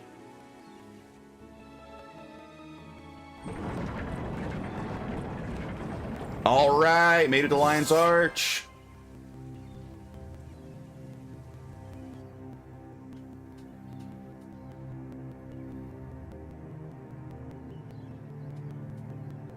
Wait, this is Lion's Arch?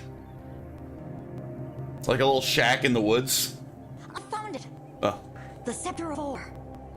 that's not Lion's Well, I Arch. will find it first. If the undead get this. Come on. The sooner we get the scepter into safekeeping, the better.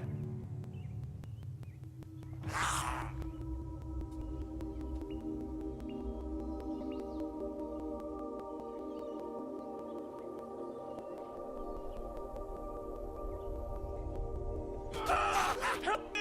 The undead! We're under It's so annoying. Why did the audio get screwy, like, right before, like, the most cutscenes we've seen the entire Let game? them get the scepter. Make haste to the Temple of Thorns. Take the scepter, Confessor Dorian. We'll hold back the undead for as long as we can. But Just go!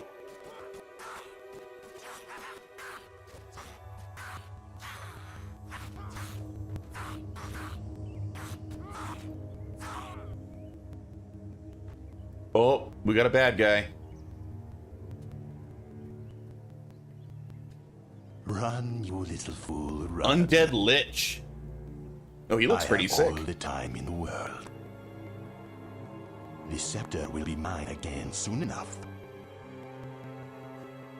everything proceeds according to the prophecy.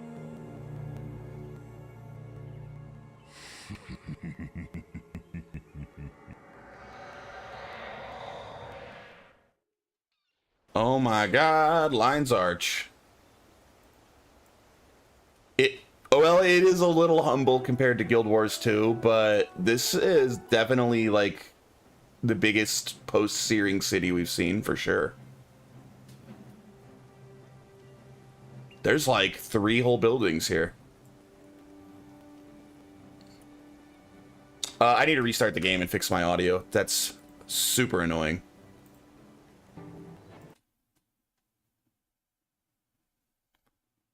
All right. That's all it takes. Just have to restart.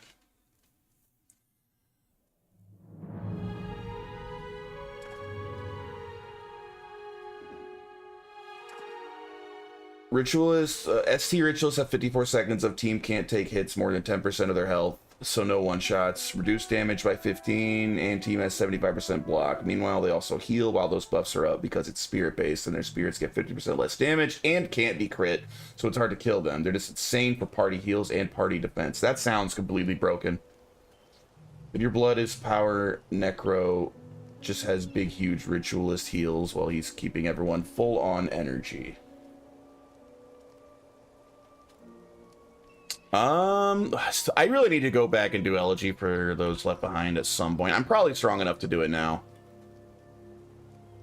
Ella Bella Donna. Oh god, walking amongst mere mortals. Whoa.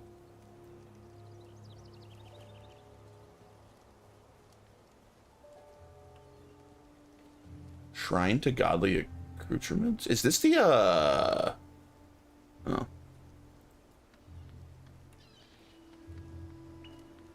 Tyrian Lore Master? There's like a lot going on in this place. Hey, I'm glad you stopped by. I'd like to make you an offer. I'll pay you for written evidence of your exploits in our fair land. Take copious notes of each of your accomplishments and bring them to me so I can record them in our history books. You'll be compensated.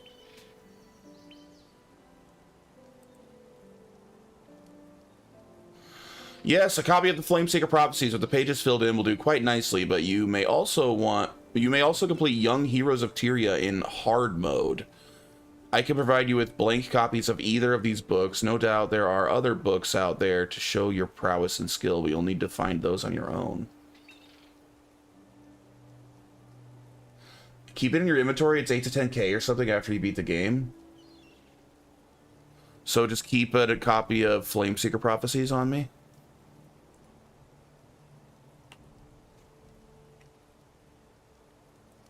Fair enough, I'll start at the bottom here.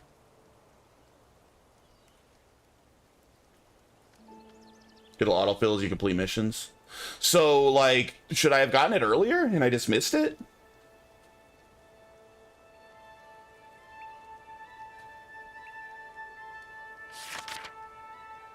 Huh. Talk to him again to fill what you did previously. Each campaign has a book. Factions will give you rep as well, so will Nightfall and so will Eye of the North. Huh. And no, Prophecy starts in Lion's Arch. Oh.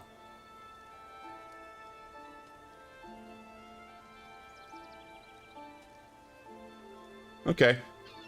I'll just keep that on me then. Easy enough.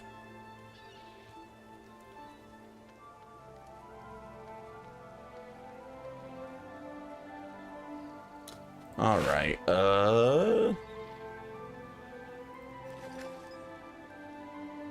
they have a book here for normal mode, so that way other campaign starters don't have to run back to Ascalon. Oh, so wait, so what I've done so far, if you started your character in Factions or Nightfall, is this where you would start when you move to Prophecies? Like, you wouldn't do any of, like, the old Ascalon or Mountains part? Oh, wow, so you skip a lot. Okay. You have to walk back to Ascalon? Do you miss that much in Factions and Nightfall as well? No, okay. Elemental is a rune of major water magic. I don't think I care. Factions, you missed 2 missions. Nightfall, I think you missed 3. But it's Starter Island, so it's not that much. Whatever. It's probably worth money.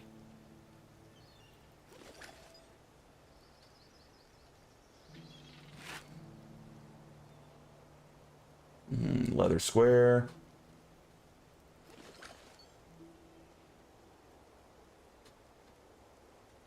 I think we're good.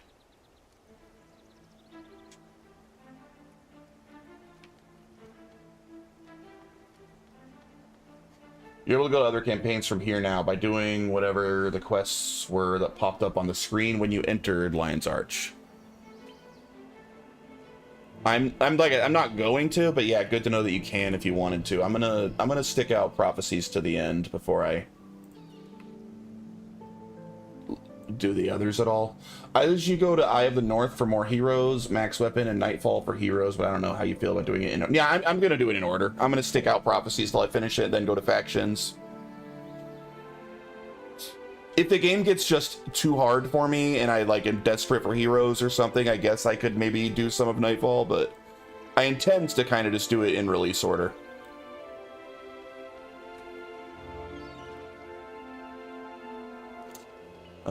Is there a merchant?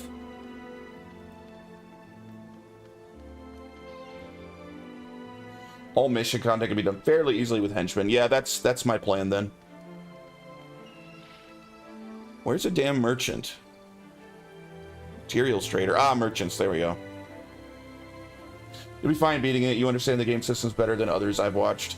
I'm trying to. The game is surprisingly complex, and I'm not smart about build crafting.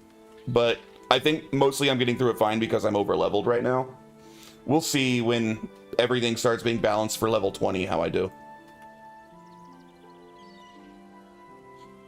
Hello, hello, you've come to the right place. If you've got the gold, I've got the goods. What can I help you with? Merchant's plea.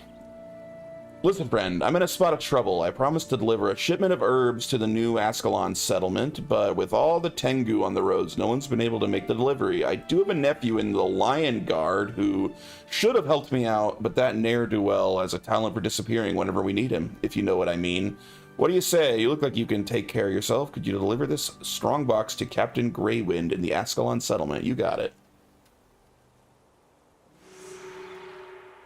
FYI, Guild Wars Beyond, War in Kryta, Hearts of the North, and Winds of Change expect you to have all 4 campaigns complete before doing them. Just keep that in mind since you mentioned making new characters for the other campaigns.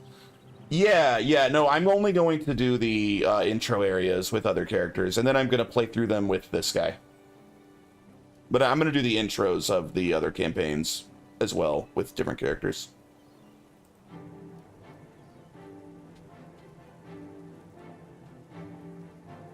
There's a difficulty jump at 1 point for sure.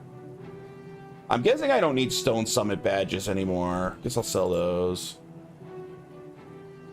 Probably don't need Icy Humps. I probably don't need any of these anymore. These are all things from the mountains. I'm guessing I'm going to sell these.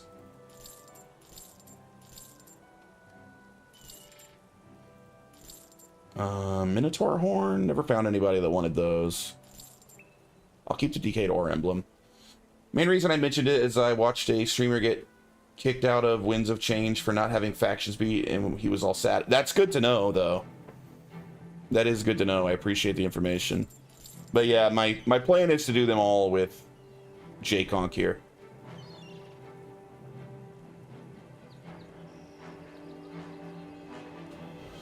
Alright. Let's look at the...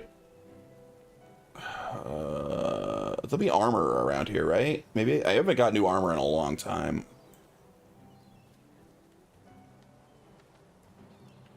There's a collector down there. You know what? Lion's Arch is pretty big. There is an armor around here. Yeah.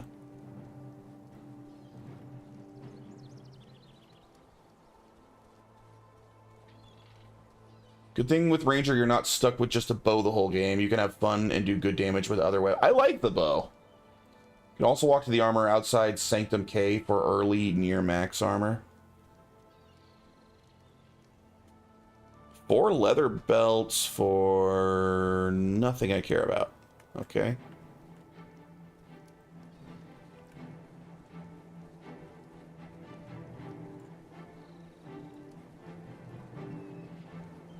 Crafter's Corner. Yeah, this is by far the biggest city, in at least in Prophecy so far. It's even bigger than pre-searing Ascalon. There's armor. This will be the biggest city till you hit the jungle.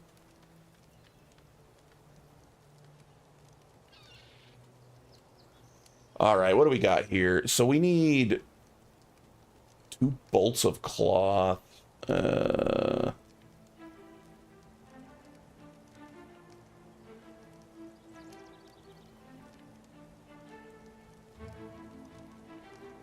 Tanned hide squares.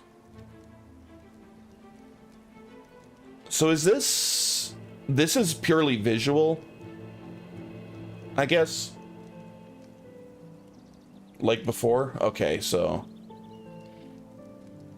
it's a matter of figuring out which one I like the look of. Drake scale sounds cool.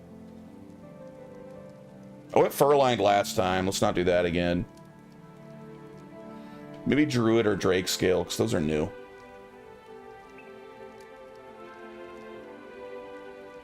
I haven't upgraded specifically my vest or boots in the longest. Those are the 2 that I need to upgrade the most. Armor changes as you progress, with, I think, a max of 70 on Ranger, and different sets are cosmetic differences only. So like, these are 40. My gloves are 37. That's not even that big of an upgrade for my gloves or mask, but it's pretty big from my vest and boots, so I definitely do want to upgrade those. I think I have,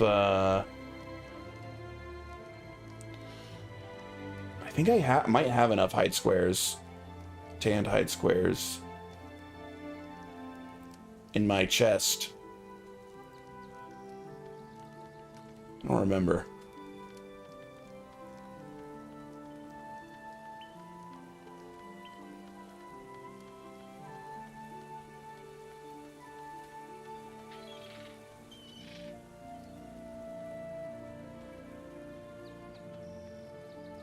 Zoonlight Gift Giver? What is that? Another year? How quickly the season passes. Hand me that voucher. I don't have a voucher, you dick. Thanks for rubbing it in.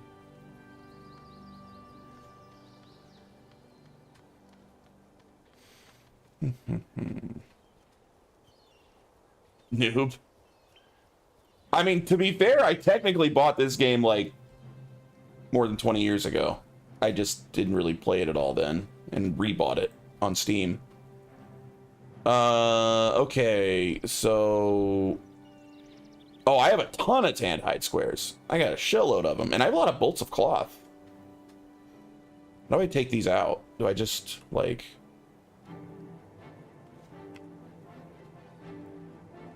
literally just grab them? Oh, okay.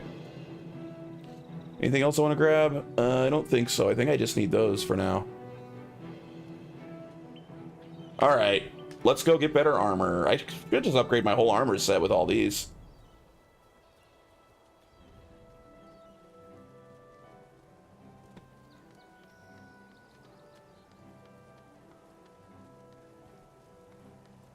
Best to buy entire sets at once. Priorities, chest, legs, and then everything else. Hey, those are the 2 that I personally haven't upgraded in the longest anyway. Why are chest and legs specifically the priority? Don't they all give the same amount of armor? Hold shift and drag Matt's empty slot to break them up. Alright. Oh, the armor is not here. I forgot he's over here. If you ever need it. More chance to get hit and oh! Dude, I didn't know there was damage based on where you got hit.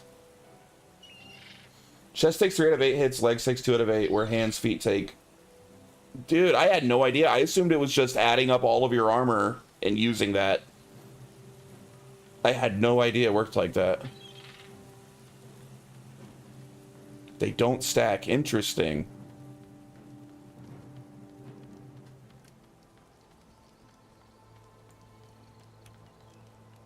All right, well, help me out here. Which is the best looking armor here for a ranger?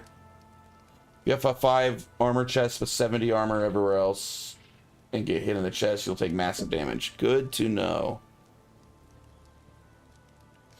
I'm leaning Drake Scale or Druid. Which ones would you guys recommend? I'll just go with whatever the recommendation is. If you guys have a... Oh, I guess I can just look at the here. All right, all right. We'll take a look here then.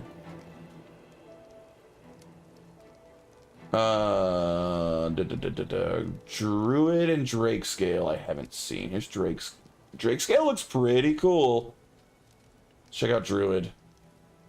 You know what? Drake Scale might be the first armor I've seen where I think that the male looks better than the female. Usually the female armor looks better. Female Drake Scale's kind of lame. What about Druid? Ooh, I think I like Druid more. I think we might go with that Druid armor. That looks pretty sick. Yeah, I think we're going Druid. I like it.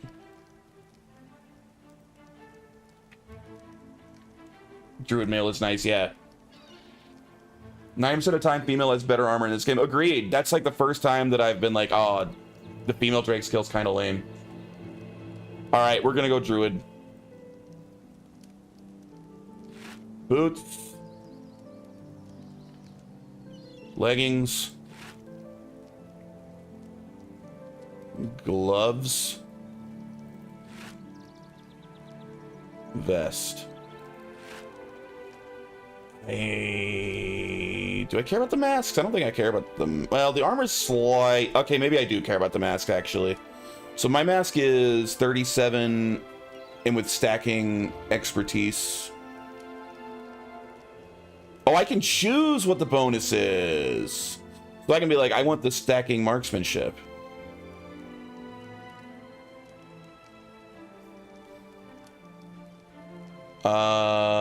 Okay. And that's 40 armor. Yeah, let's do it. All right, cool. So yeah, we'll upgrade everything, our whole set. Let me... Give me back my rune of marksmanship, please. All right. Let's equip.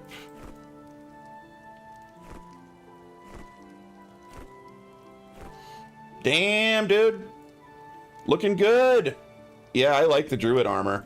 I like that a lot. Looking spiffy. Might hide the mask. You can hide the mask, right? I've been showing the mask the whole game. Let's see our beautiful face for a while. And we will put our marksmanship back on our mask since it stacks. There we are. Plus 2.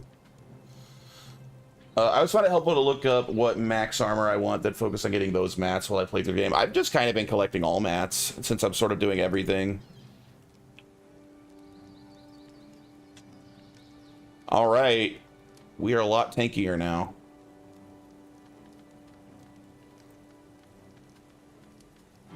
The weapon guy, he just like upgrades your weapon, right? That does matter for Melindrews, but non-Melindrews, who cares? Collect whatever and buy what you need. He doesn't have any good bows. My bow's pretty good. 14 to 26. Mine's still better. Dude, I don't remember who gave me this bow way back in pre-searing, but it's been freaking crazy good. It has carried hard. Customize your weapon? Oh, I've never messed with this before.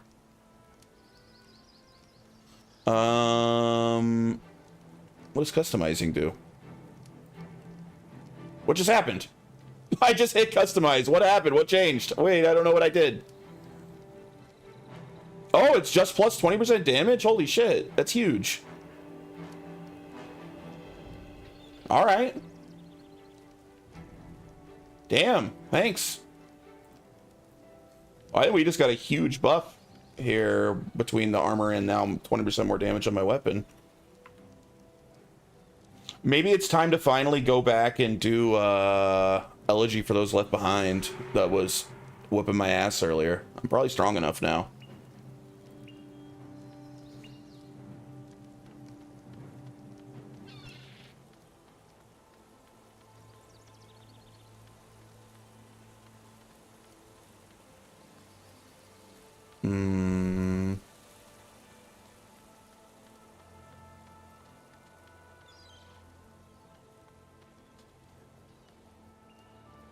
I totally understand. Just like I tell people, if you're core class, walk your ass to Sanctum K for the -9 off max armor early, because then you never have to worry about another armor upgrade again for a long time.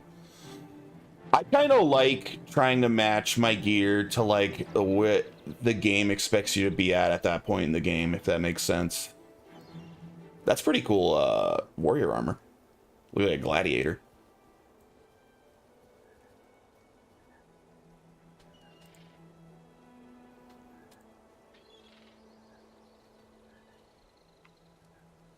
I'm enjoying playing right now. I just got all my max armor from collectors in desert. Nice. I like jumping between games and not getting clapped in factions for 1 billion damage because I have 25 armor. That also makes sense.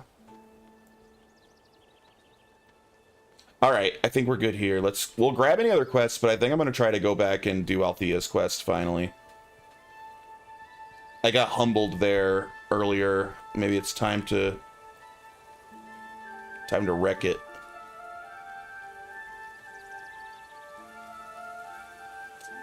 There's a quest.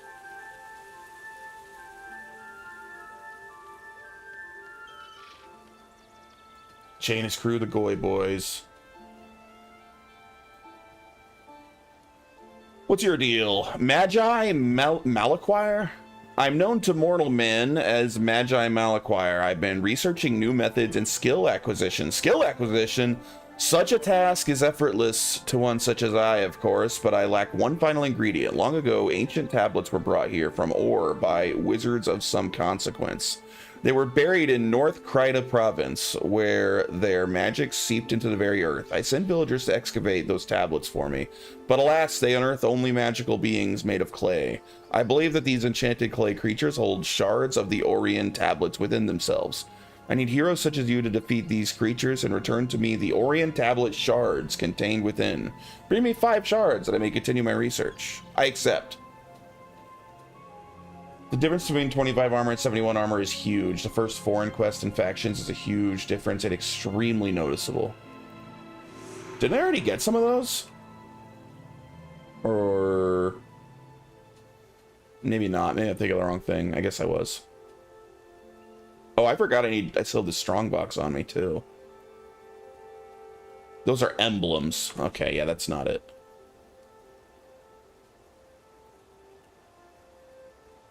Talk to the skills guy. Rare scroll trader? What are scrolls?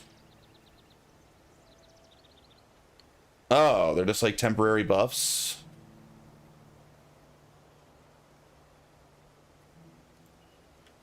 Unless your armor's initial commit. Oh yeah, I should salvage my old gear. Good call. Yeah. I mean, that or sell them, but whatever, I'll just salvage them.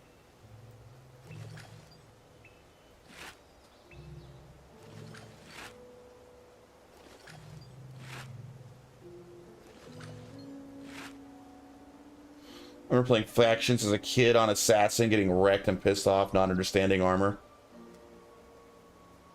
Alright, let me grab my last...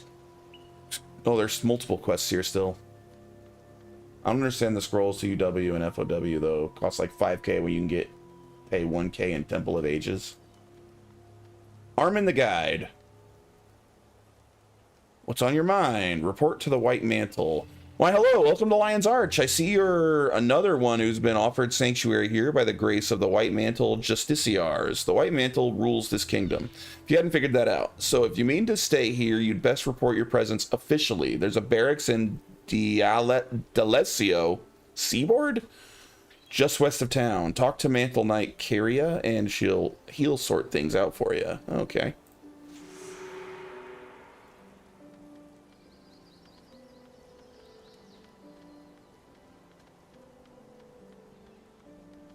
Hello, skill man. Must rely on everyone else to be my eyes and ears. Tell me, is there anything that requires my attention? Can you teach me any skills? What do you got? Melindra's Assault? Pet Attack. I mean, I'll buy it. I'm not going to use it. Revive Animal.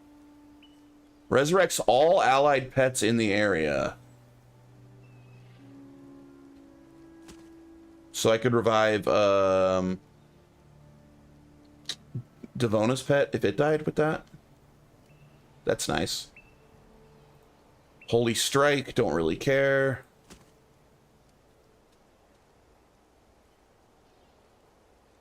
Sucker. Another monk thing. Wait, enchantment +1 health regen and +1 energy regen? That's nice. Oh, but you can't self-target.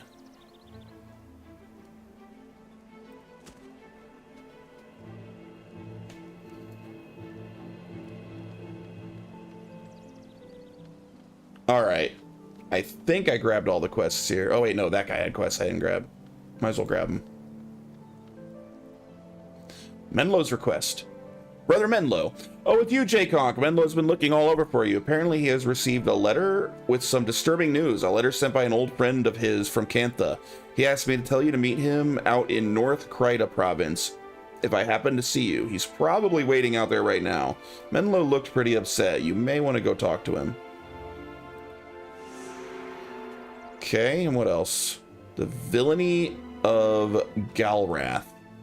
Galrath must be stopped. If he gains whatever secrets are locked within the Wizard's Tower in Kessex Peak, gods be merciful. I know not who to trust with the Lion Guard. So many I thought beyond reproach are still loyal to him. I need an outsider to find Galrath and put an end to his villainy. You're the only one who has a chance of defeating him.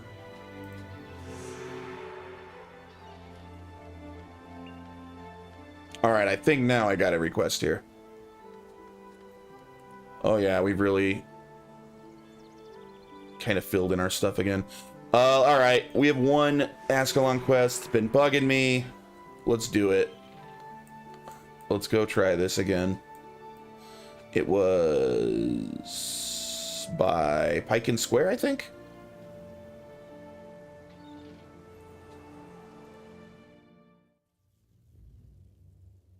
Yeah, this is Elegy for Those Left Behind. I'm gonna try it again. What's my ass last time?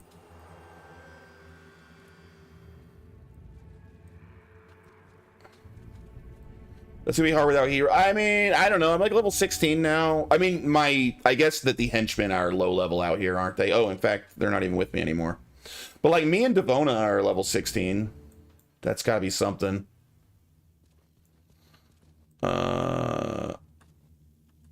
Alright, I can only grab 2 of them here, can't I? We'll take Alessia. And I suppose Orion. Alright, we'll try it. I was level 16 and was clapped with monks. Then I got a ritualist and rolled it over. The first quest has capture targets. Better to have more? More what? You mean more heroes? I don't know. I mean, the henchmen are only level 6. They don't last very long here. We'll try it. If we get wrecked, we get wrecked, and I'll come back later with more heroes or with a human to help.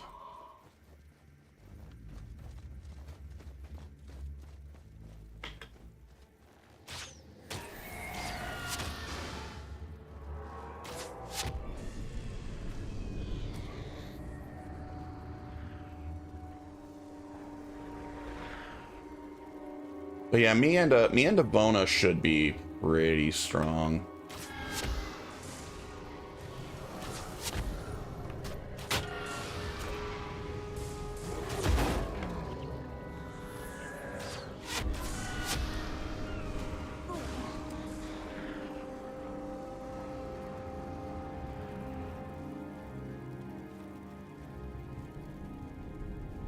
Like this way.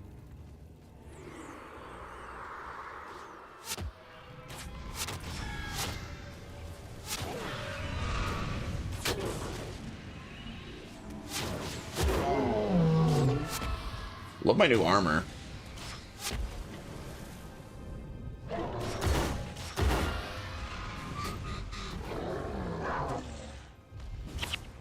missing.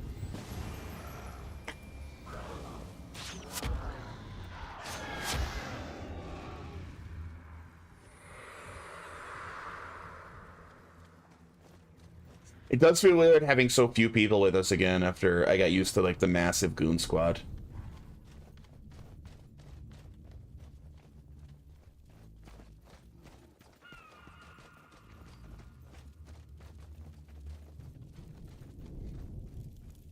Oh yeah, Devona's birds leveled up a lot too since we last tried this, so we are definitely quite a bit stronger. But I mean, we didn't even do like slightly well last time. We got absolutely destroyed, so we'll see.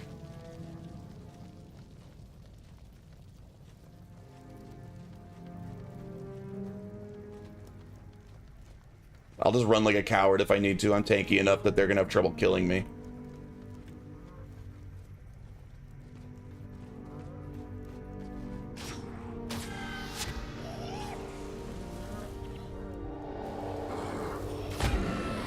I've watched Smiles solo this.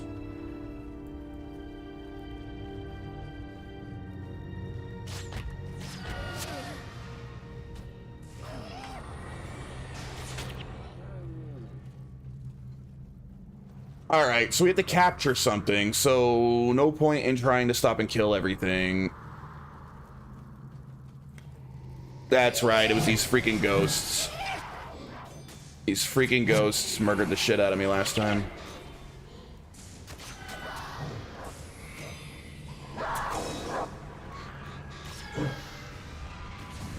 Alright. Because they're just gonna keep coming.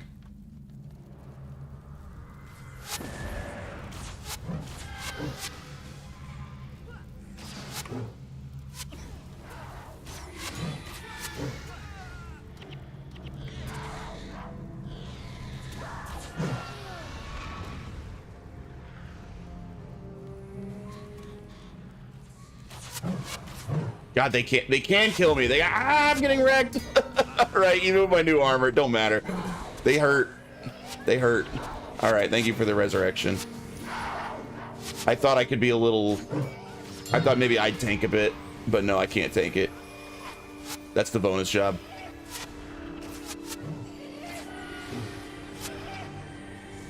They have spells that I think do like % health damage or something. It seems like they have shit that just like deletes my health.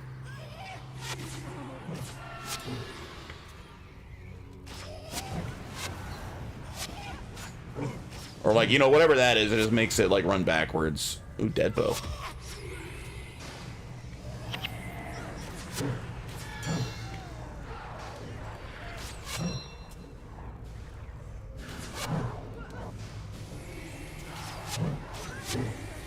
Ugh. God, more. Oh, is she the one that was fucking me up? The fractured spirit? Yeah, no, screw this. That's where I died last time, too. I'm just not gonna do it yet. I'll come back later. Or I'll come back with humans or something. Or more heroes. I don't know.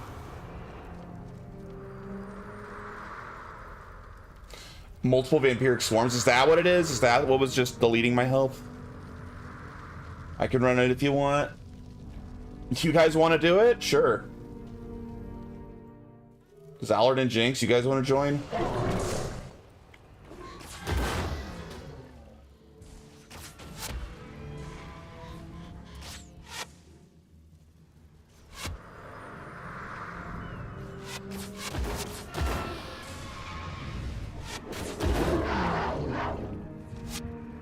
Meet me in Pike and Square, and I'll let you join. I want to get that friggin' quest out of the way. It's bugging me that it's just sitting there in my log.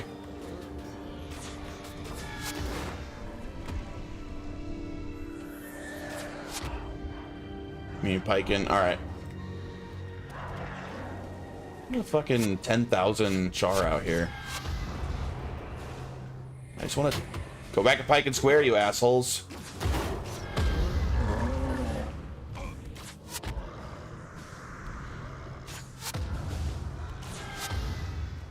God, so many.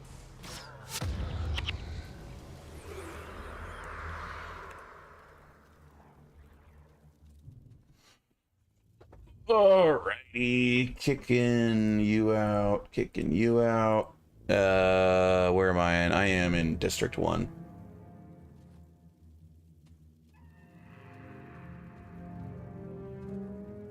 Moash.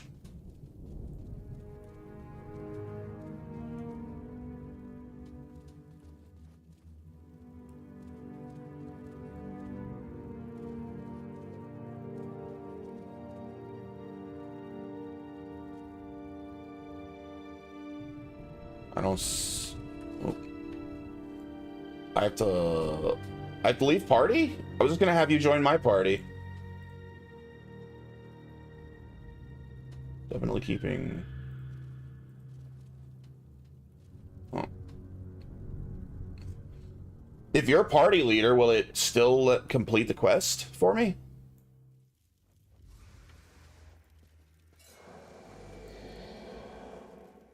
Should.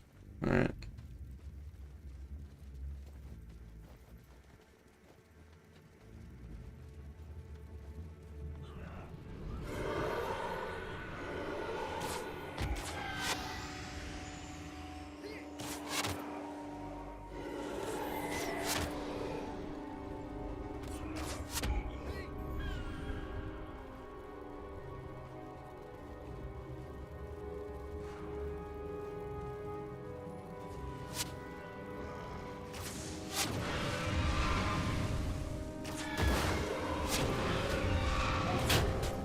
Are we just ignoring enemies? Might as well. These guys don't even really hurt.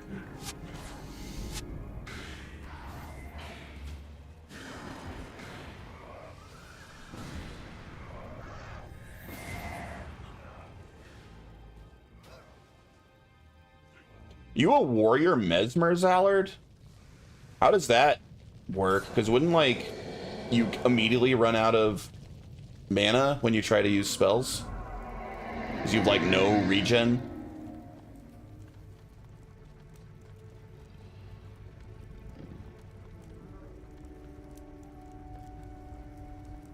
I'm pure warrior. Ah, okay.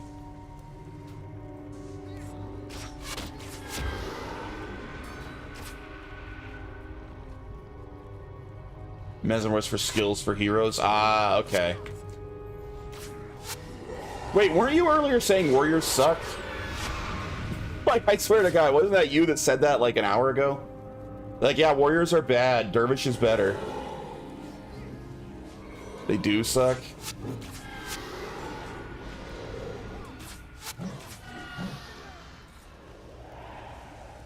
That's how he knows.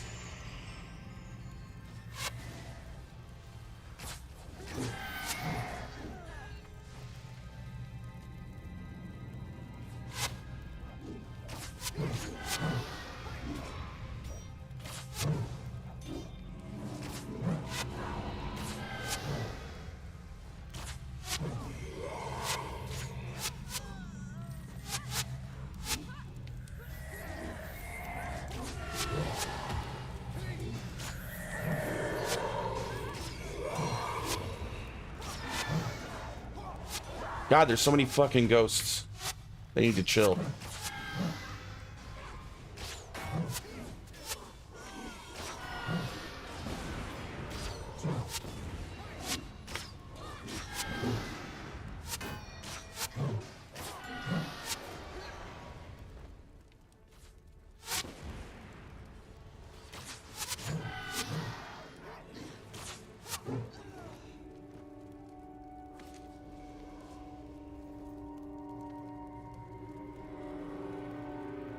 So we just, like, have to stand in the right spot or something?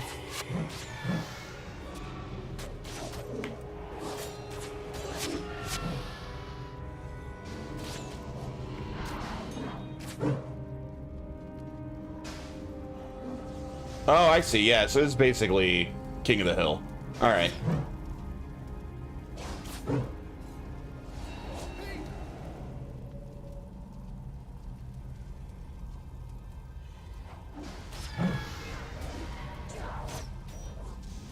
All right, that is cool, cool, cool.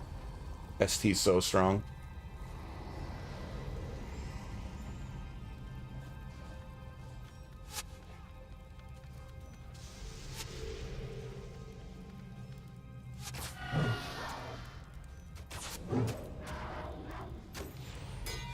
50% of the party damage.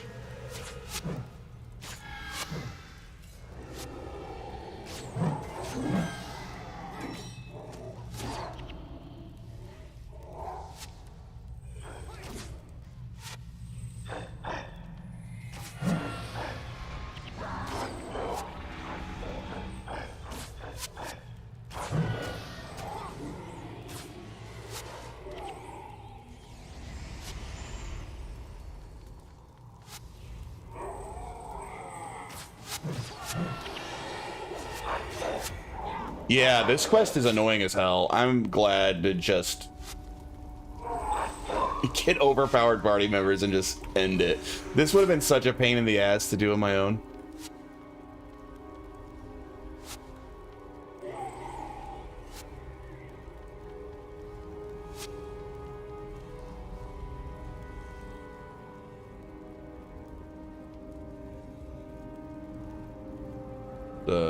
Where's the third one? This way?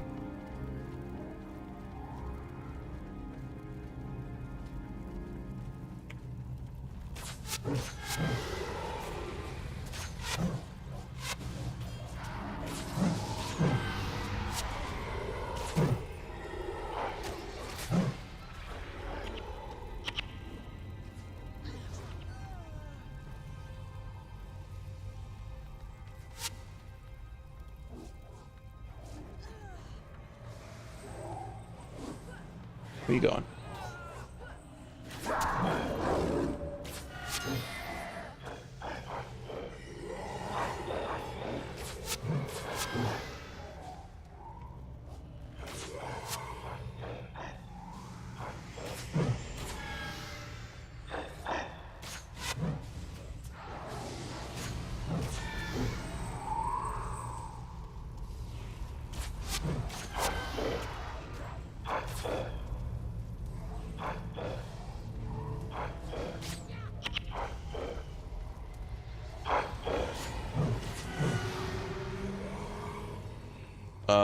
Speak with Ghost of Althea in Ruined Village. I sense fear and pain in the area lifting. Come speak with me over here.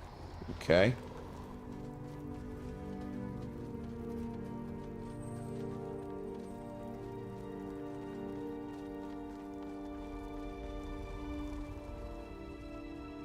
She's still a pain to look at.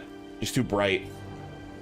You've done a great service to these poor spirits. May they find peaceful passage to the mist. For all the dead fallen victim to this war, there are as many living refugees yet clinging to hope. While Prince Rurik, well, he's dead. Sorry to tell you. Why doesn't he get to be a ghost and hang out with Althea? While Prince Rurik and King Adalbern feud over military tactics and politics, many Ascalonians seek only to carve out a place beyond the violence of war, where families can be safe, where lives can be lived rather than sacrificed. I venture to say that these departed spirits have done us a service in turn, for they have led us here, to this ancient village. We shall make of this place a haven for our brothers and sisters, living and dead, in need of a place to lay their heads. I hope you'll return and visit us, friend. Alright, that was it? Just had to play King of the Hill a bit.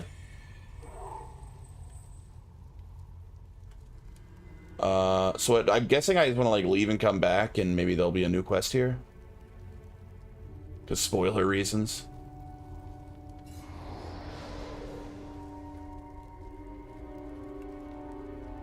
Get next quest. I mean, she didn't have anything else to say. She said come visit her. I'm assuming I need to leave and come back.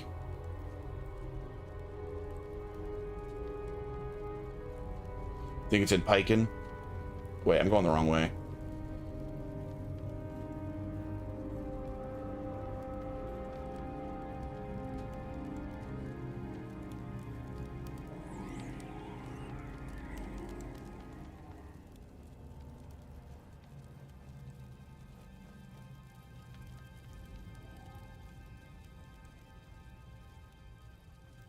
Yeah, I've done every other quest. Althea's Ashes is already done. Oh, there's fucking guys guarding the exit.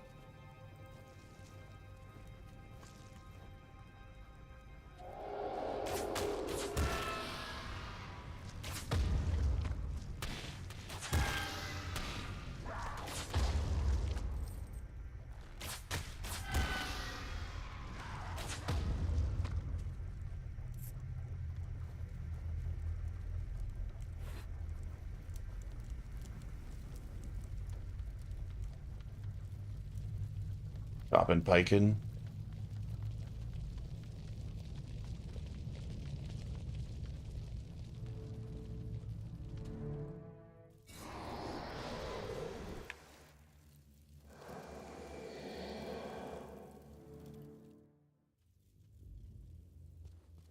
I mean, if the rest ain't that bad, that's probably the only one I would need help with, right? Or are any follow-up quests equally as difficult?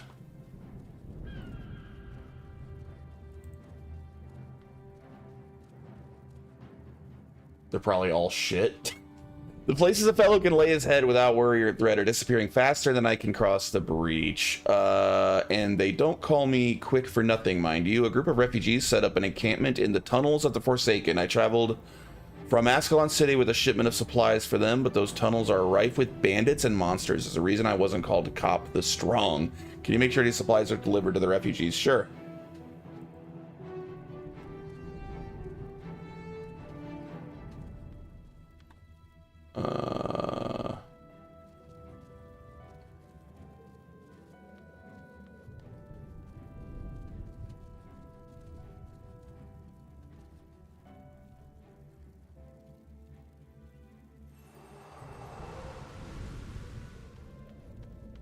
Into the breach.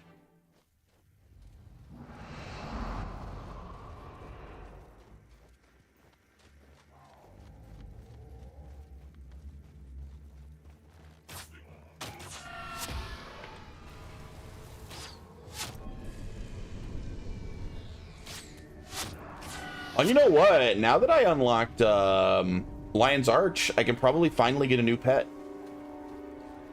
Go get myself a wolf like I've wanted.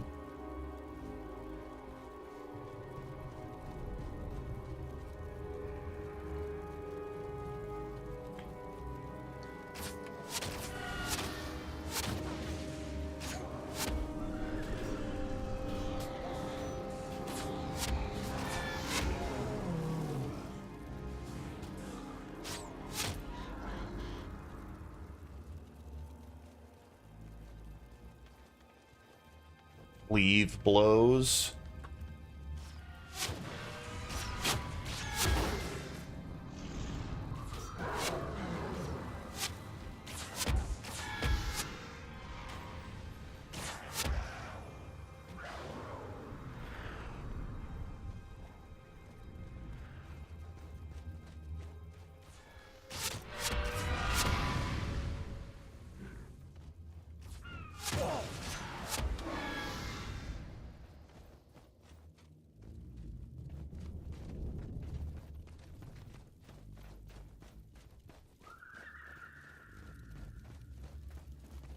All right, let's see if this is still like that crazy.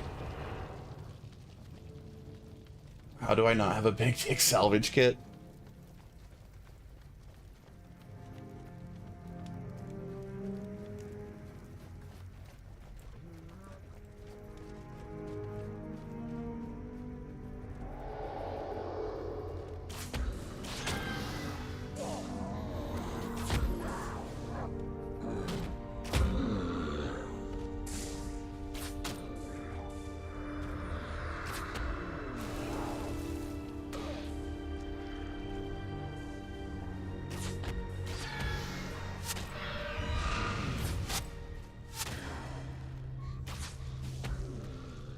Where the hell is everyone else?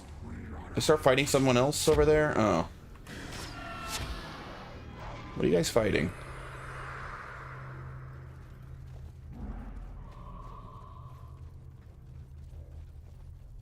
I just want to be done with Ascalon, man. Or old Ascalon. Oh god, the ghosts are still here? Damn it, I thought maybe the ghosts wouldn't be assholes now and I'd be dealing with other stuff.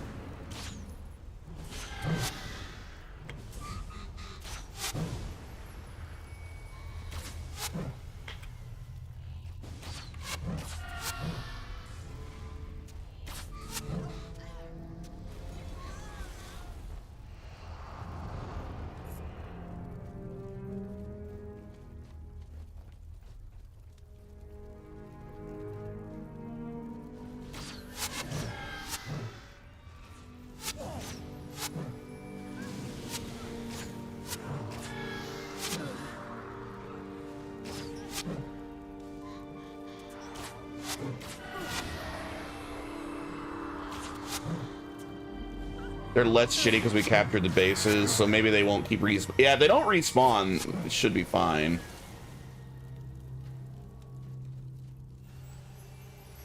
Oh, in fact, this area seems fine. And this was the bad area. Yeah, so it should be fine. What up, Ghosts of Althea?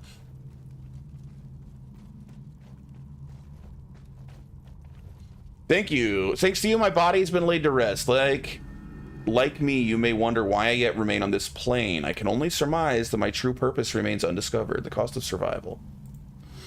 Ah, the supplies shipment. On behalf of our humble settlement, I thank you. Unfortunately, you have caught us marred in trouble once more. It would seem that not only must we contend with the danger of Char and Ghoul, but the malice of man as well. Yes, one of our own has betrayed us. The one Duke Wilgrove was displeased with the rationing of food we have resourced. He made off with enough supplies for 3 men and fled deeper into the tunnels. We track down the Duke and retrieve our stolen goods. Our existence here is precarious enough. We cannot stand the loss. One more thing. Duke Wilgrove made off with a Mesmer's staff as well. It's an heirloom of mine. In all honesty, do be careful with it if you're able to retrieve it. I'll get those supplies back.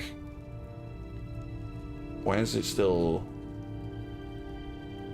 Okay.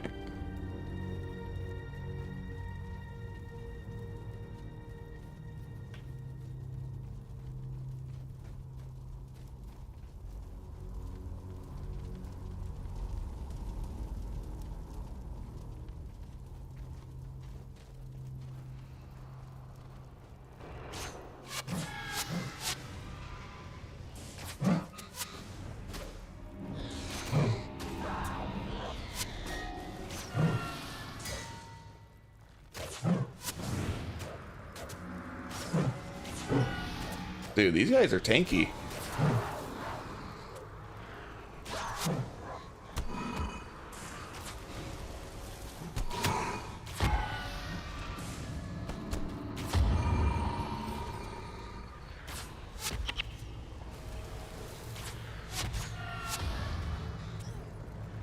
Yeah, they don't... Without those, like, mage ghost girls, they don't have the damage to really be a danger to us.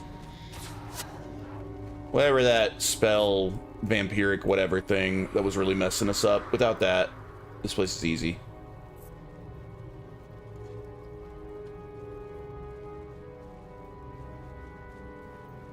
Oh wait, those girls. The Withered Spirit, Fractured Spirit, that's the ones. They are the ones that do damage, I think. They hurt. Oh great, obstructed.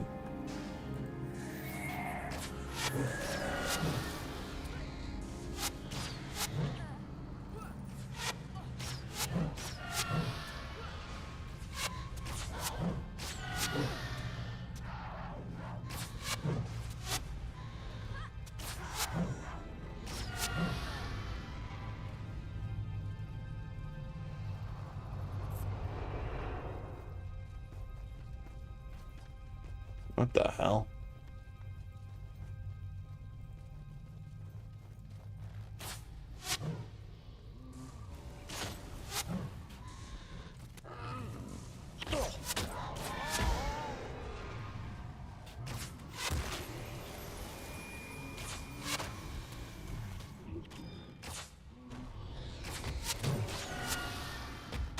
Crown of Thorns.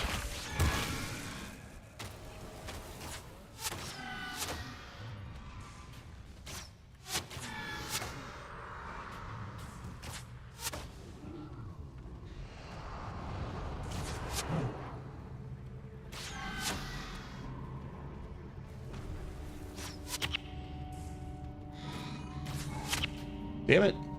More energy.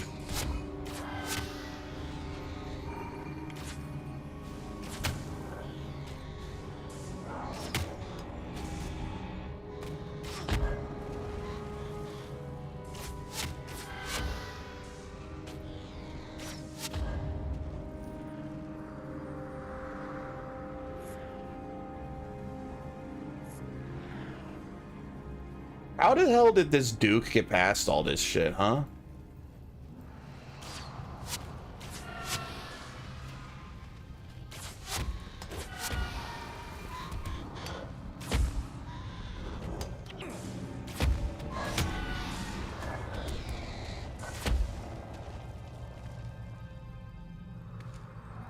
There are other paths. He's better than you. I mean, he must be pretty Shadley.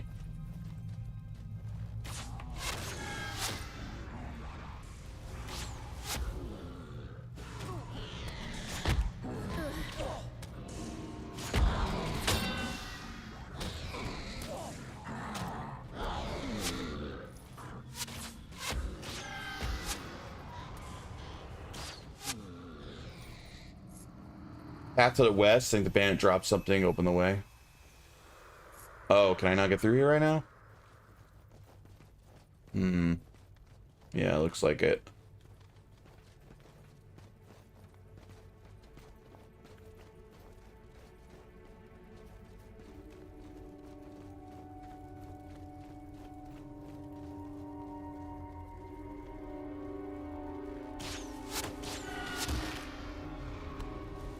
Ah, who's healing the oaks? Don't do that. Don't do that.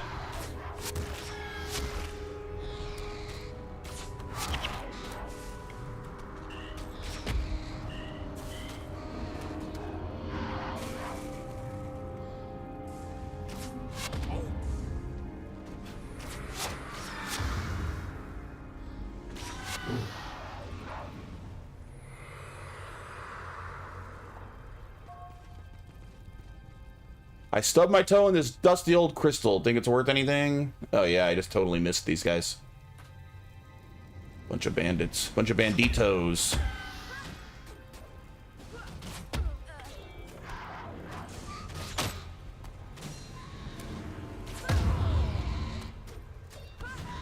Why are you attacking?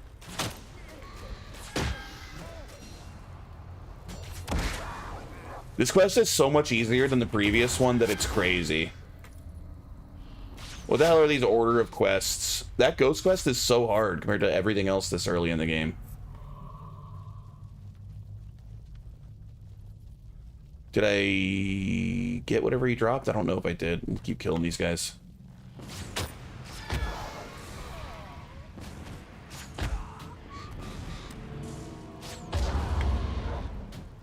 I think they intended it to be a mid-game dungeon, but you just see it so early, it seems like an early game dungeon.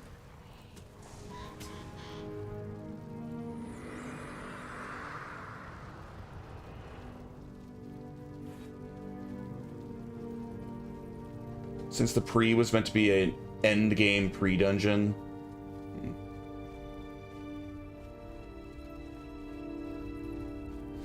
Oh, is this the same dungeon? Dude, I totally did not make that connection in my mind. This is the pre-searing dungeon, but this is in the post-searing version, right? I absolutely did not realize that.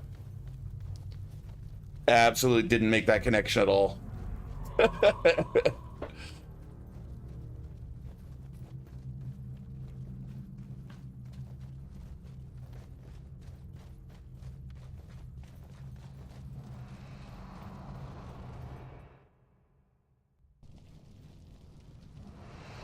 I might have realized it when I got to this area, because this is very familiar, right?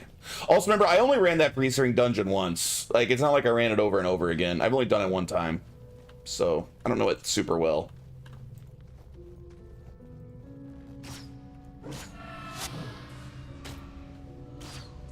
It's filled with, yeah.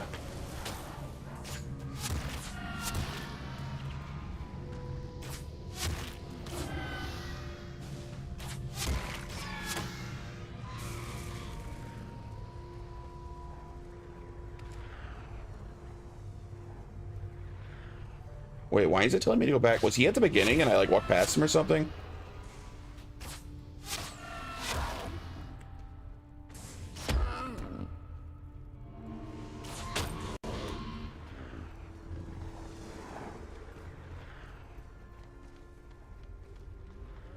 It curves around.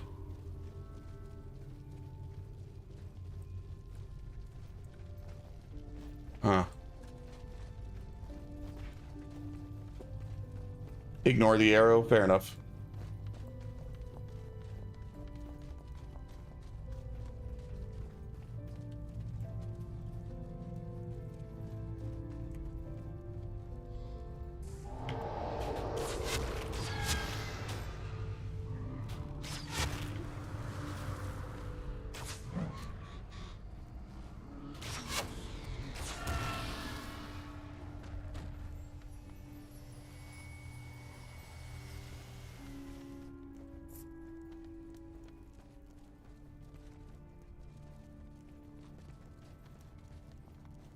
The end will be the same room the first dungeon ended at.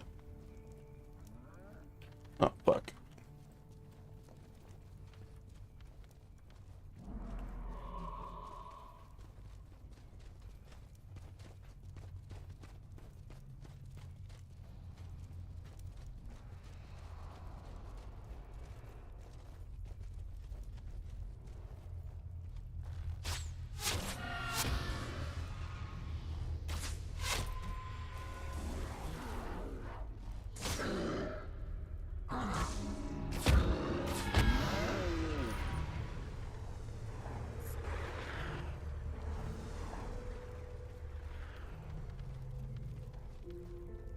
Maybe this way?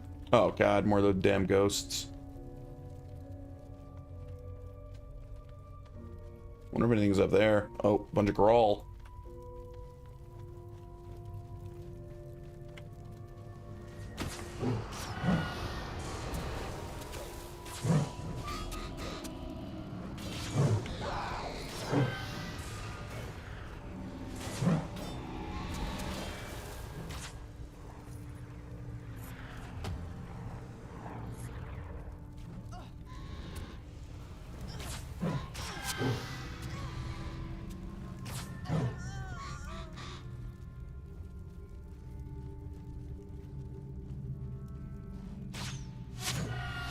Freaking withered spirits.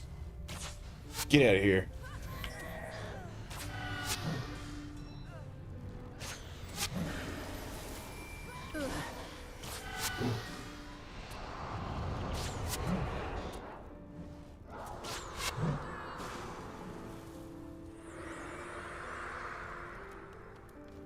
Ugh.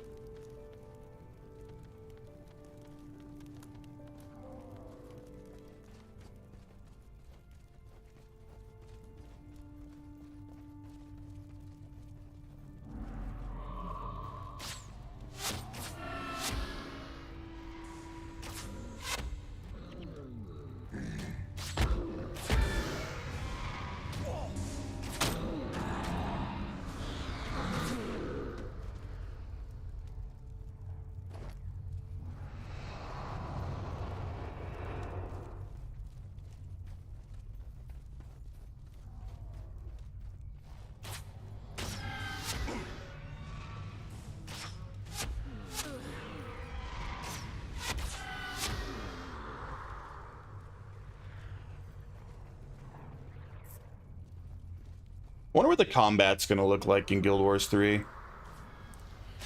Well, they said they're going more action-based combat. I just really wonder what it will play like. Maybe kind of like Elder Scrolls Online, which, you know, plays okay.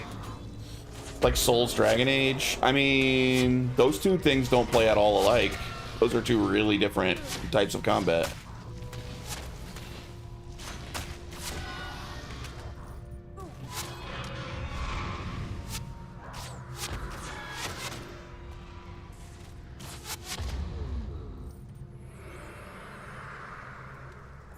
Meant one or the other. I don't think it'll play like Souls at all. I don't think they're gonna go anywhere near that. I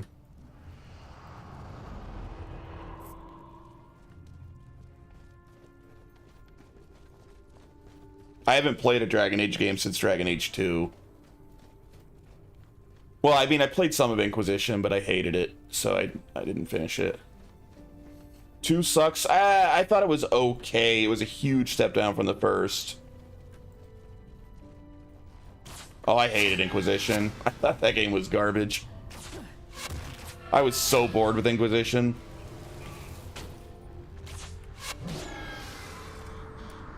I mean, because I hated Inquisition, I didn't touch Veilguard. Also, everything I saw about Veilguard looked awful, but I was already kind of over Dragon Age after 2 and Inquisition. Veilguard is so awful. Everything about that looked like trash.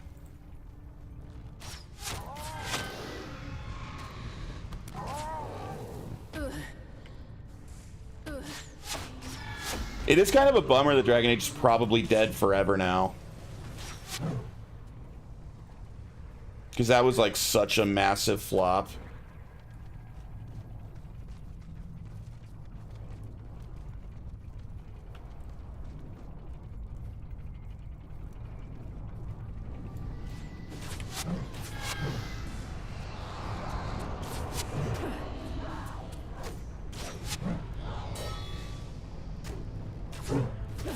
And Dragon Age Origins is like a really, really great game.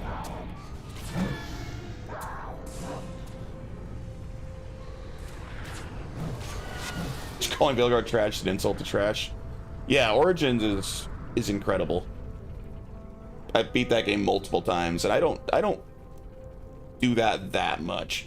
I don't replay that many games, but I think I beat Origins at least like 3 times back in the day.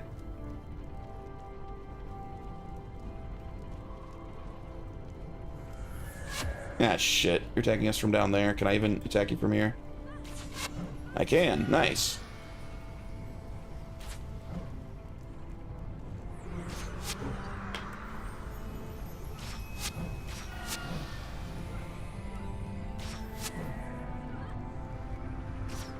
You're a little late, Devona.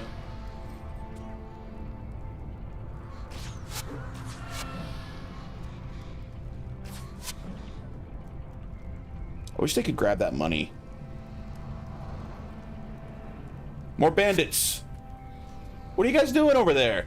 Are you kidding me? Why do you say that? I beat Origins last week. Now, I have not replayed Origins since, like, I played it on my Xbox 360. It's been a very long time, but I played it a lot back then. I think I do own it on PC now.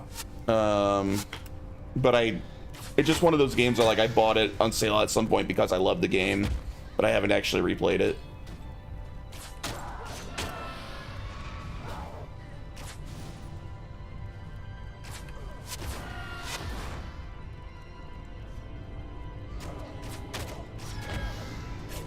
Are you guys friggin' working with the ghosts? What is that crap?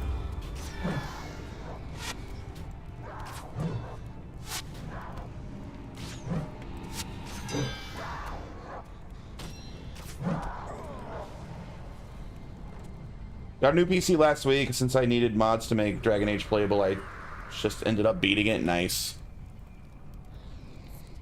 Are you guys still fighting down there? Damn. What the hell is this thing? I want that money.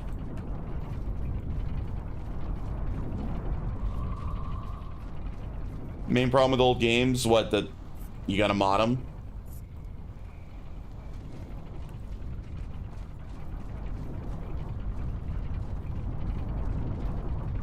Can't figure out how to utilize more than 2 gigabytes of RAM without a mod. True, a lot of the time that is true. But I mean, they don't generally need to, right? Like, you could have things like OpenMW where like they literally like re-implemented the entire Morrowind engine to now fix those sorts of oversights.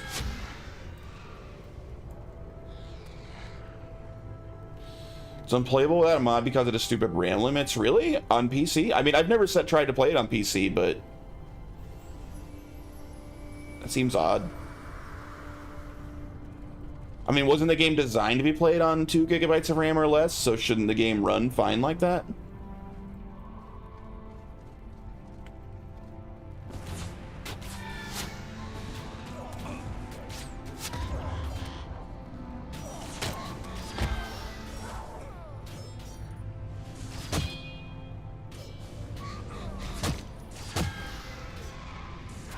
It crashes constantly. You get the 4 gigabyte RAM patch. It utilizes 4 gigabytes of RAM and crashes maybe once. Really? That's interesting.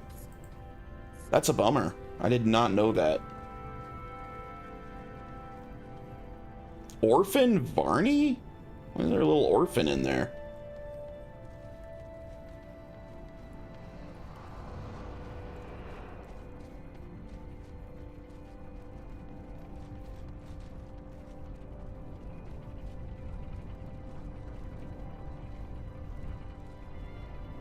Few mods fix a bunch of dialogue bugs, damage bugs, awakening, quest bug, makes you lose your armor if you don't strip your character before going to the jail. My god, is it that buggy?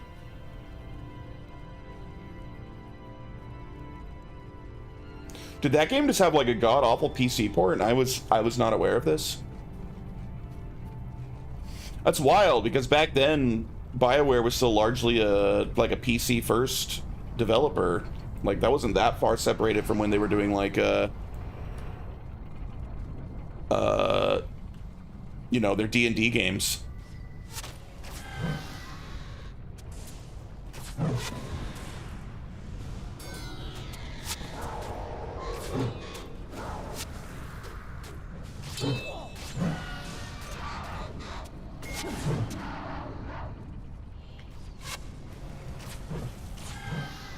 Only difference is console doesn't crash constantly. Wait, the console same damage bugs and the same awakening quest bug.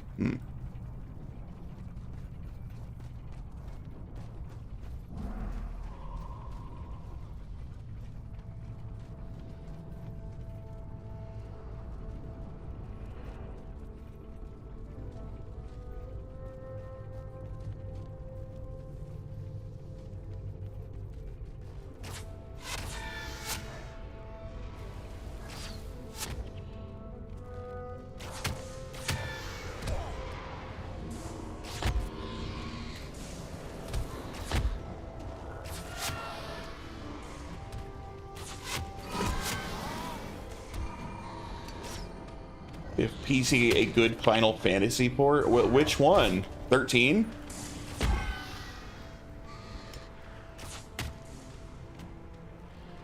I don't know. I've played a lot of Final Fantasy games on PC, and I've had, like, no issues.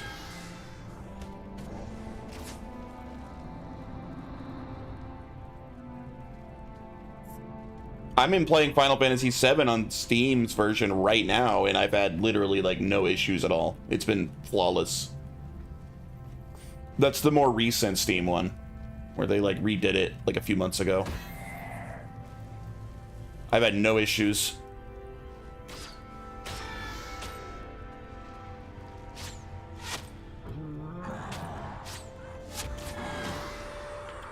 Steam one I had crashes after I killed the first. I've not had one crash. I've had no crashes on Final Fantasy VII at all.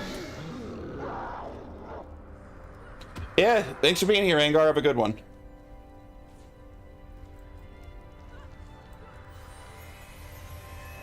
Now, I remember when I have played 10 on PC a bit before. What are you doing back there, Strider? And I remember having some issues. They just don't fucking work. I don't know why you have such issues. I don't. I'm playing through literally the entire Final Fantasy franchise on PC right now, and I don't think I've had any issues with any of them. And I played 1 through 6 Pixel remasters, and now I'm on 7 Steam port. No issues.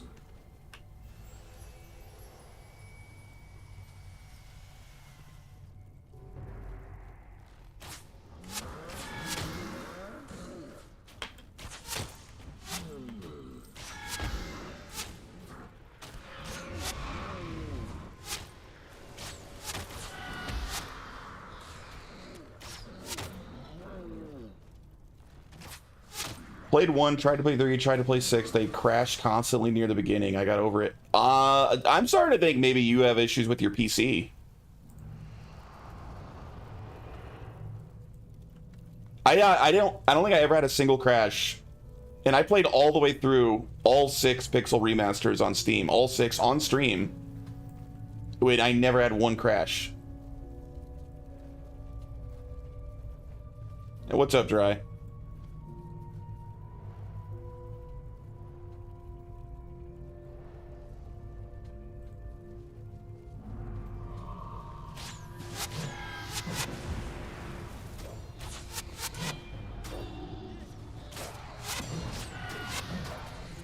Maybe it's a Windows thing. I don't know. I played them on Linux. Maybe they have Windows issues, but if you play them via Proton on Linux, they don't happen. But I had no issues with any of those games at all. And I literally played them all, and I streamed them all. I got proof that I played them all.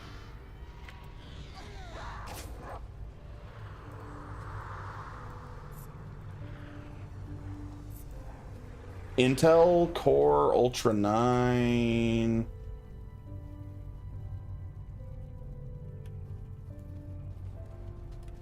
I don't know. I guess my PC is AMD, not Intel.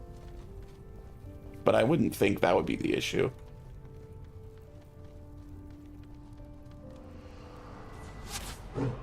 I would not expect it to be a CPU issue. Maybe GPU, I guess.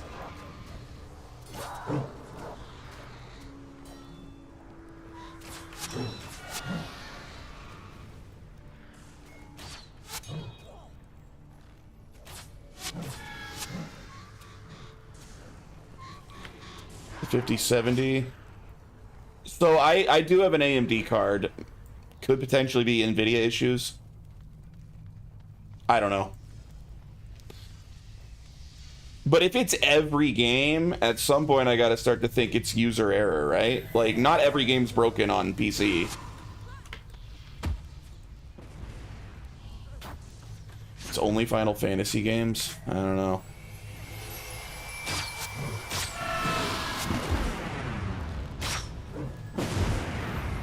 I mean, some Final Fantasies are known for having bad PC ports, for sure. I think 10 specifically. Granted, when I last played 10, I was on Windows, so once again, it could be a Windows thing. But I do remember that I got some sort of mod or special launcher or something for Final Fantasy 10 that made it run better, I believe.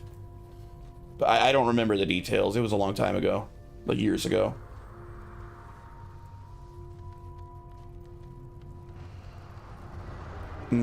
So this is a dead end.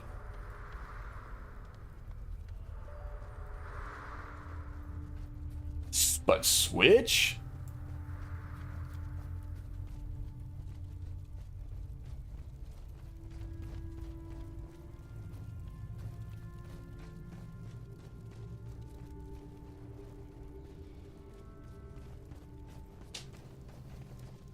I have 7, 10, and I mean, but I have 7 and Pixel remasters on Steam, and they all run great. 10, I don't know, really. It's been a long time since I've tried it.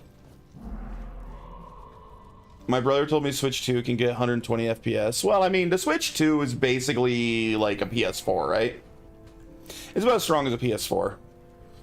And so if you got what's the equivalent of a PS4 running games at like 800p, then yeah, it better be able to do 120 FPS.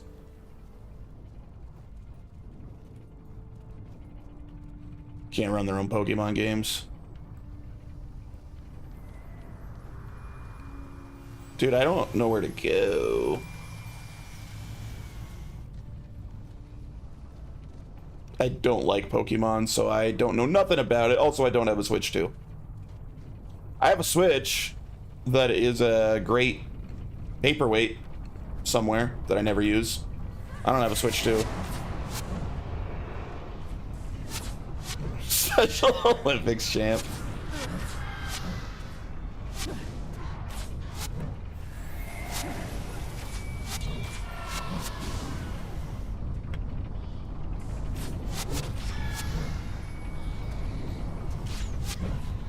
Only game I had issues with on Switch is Pokemon Violet.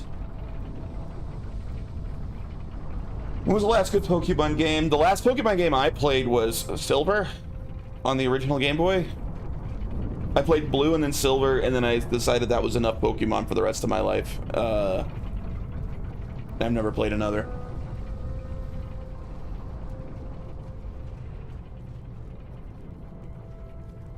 I'm definitely missing something. I don't know of any idea how to get where I need to go.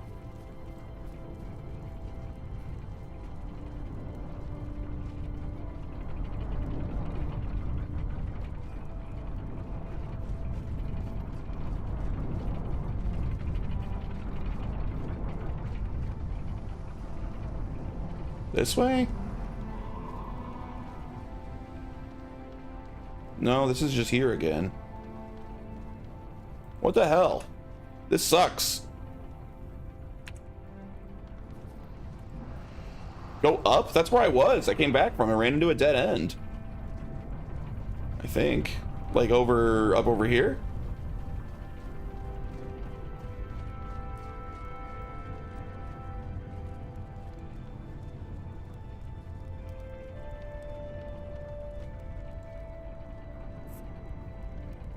Turn left now? Breath of the Wilds was fantastic, and then Tears of the King came out and you realize Breath of the Wilds was shit. I hated Breath of the Wilds. I hated it. I hate that game. I think that game is dog shit. Maybe most disappointing game of my life. It's basically the reason I bought my Switch. And then I thought it was absolute trash. Going straight, turn left at the tree. What fucking tree? That? What tree? I don't know. I don't know what you mean. Why do I hate Breath of the Wild so much?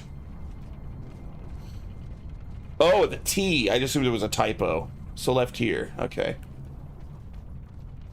A lot of, I mean, first of all, I just think it's an unfun game. I think that the entire, I've already been over here. I think the whole gameplay loop sucks. I don't like the big empty world. I don't like the lack of real music where they try to make it like, oh, look, there's occasional little piano bits of music. I think that's boring. I want real Zelda music. Zelda's known for awesome music, and that game has almost none. I hate that your weapons break after every, like, 5 swings of the attack. I don't care about their dumb physics system. I want them to, like, design dungeons for me to do, and that game has no dungeons. I don't like anything about Breath of the Wild. I think it's legitimately a bad game. But the reason I'm especially bitter towards it is it kept us from getting real Zelda. Like, we stopped getting actual Zelda games because they wanted to make Breath of the Wild open world shit instead. Plus, I spent a bunch of money buying a Switch because I was so excited for a new Zelda, and then it turned out to be a dog shit terrible game, so I felt like I wasted my money. Luckily, Super Mario Odyssey was amazing, so it kind of made up for it. Plus, there's Xenoblade.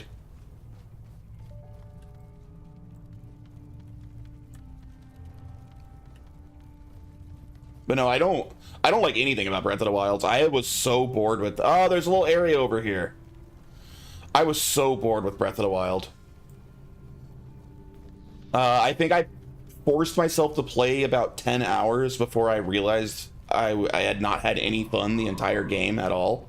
And I gave up. I realized I'd just wasted my money, and I just had to live with that.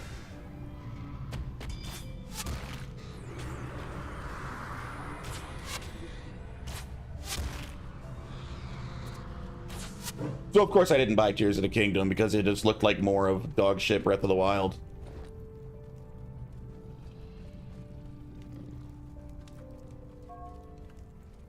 Here's a staff you wanted, Barney. Now you're part of the bargain. You said you know a way out of this doomed kingdom. Oh, you'll see soon enough. I've made a great discovery. Soon I'll lead all from the torments of this reality. Are you alright, poet? You've gone all funny in the eyes. I've seen the future, old man, and it's been hiding in the ancient past this whole time. I didn't mind it. I didn't get the hype, though. I minded it. It was bad. Also, I'm generally not a fan of big open world games. Usually, I prefer my games to be more focused and linear. Like, obviously, I don't hate open world in general, but I do hate big, empty open worlds. And it felt like there was just nothing to do in Breath of the Wild's dumbass open world. It's like, oh, you can look for seeds. Oh boy, I can look for seeds. How fun.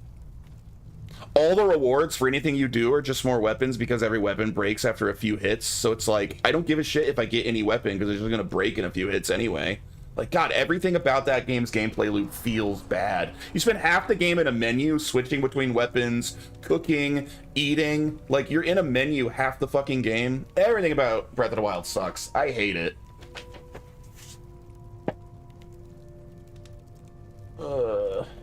Guild Wars 3 reference. I want a new Zelda game that's like 2D. That's what people are saying that new Adventures of Elliot game basically is. I like what I play, but I haven't had as much Zelda experience as most people. I've only played like 4 and beat 2 of them. Not done yet. Twilight Princess might be my favorite. Twilight Princess is a good game. Yeah, I love Zelda. I love real Zelda games. I don't like Breath of the Wild. The cost of survival. You came after the supplies. Hey, no need to get aggressive now. It was all a misunderstanding. I was just a bit too hungry. Thinking with my stomach, as it were. Anyway, I was just borrowing them. Here, take the supplies back. Just leave me in peace. Just hand it over, thief. Twilight Princess, yeah. Twilight Princess was on the Wii and the GameCube.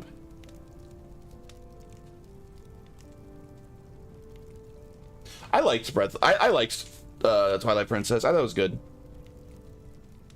Not one of the best, but it was good. I liked it. I'm leaving. Don't say I never did anything for anybody.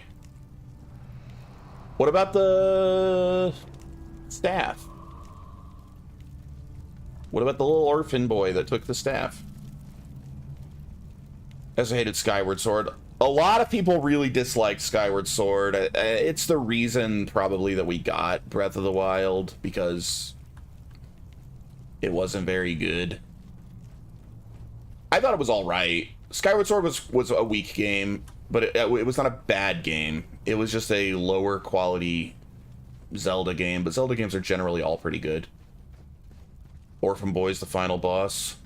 So am I gonna have to come all the way back here again? I'm gonna have to do this dungeon again. Come on, game. Why am I doing the dungeon over and over? Back to Tycoon, run the dungeon again. Damn it. I like Echoes. I don't want to... Yeah, I didn't play it because it didn't look good to me.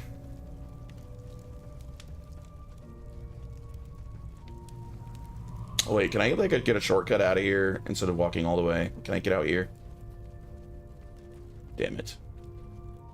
Yeah, it's that one where like you play as Zelda and like make tables to stand on or something. I don't know, it looked really shit from the trailers. I never played it.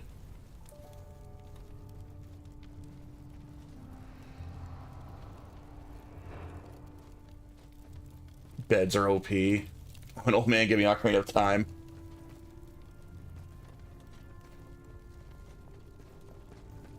Damn it, we're gonna have to walk all the way, aren't we? There's not a shortcut out of here?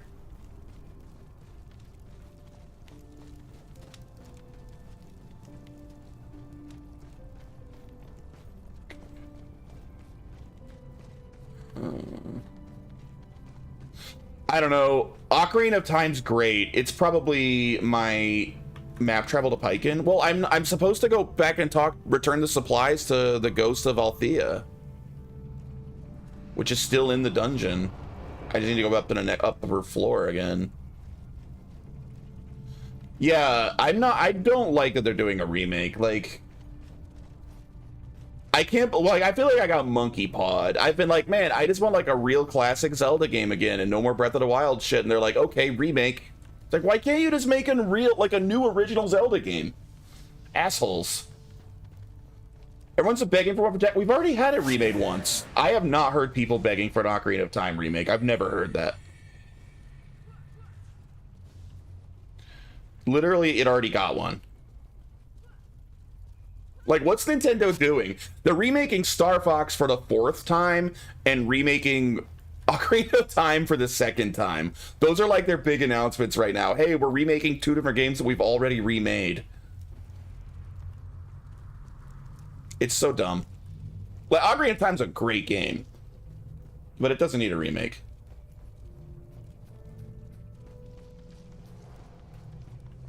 People bitch about new IPs, remakes are safe. Yeah, no, I don't buy that because it doesn't have to be a new IP. You can just make a new Star Fox game, make a new Zelda game. It doesn't need to be a remake. So either one would be relatively safe. I don't buy it. It's just lazy.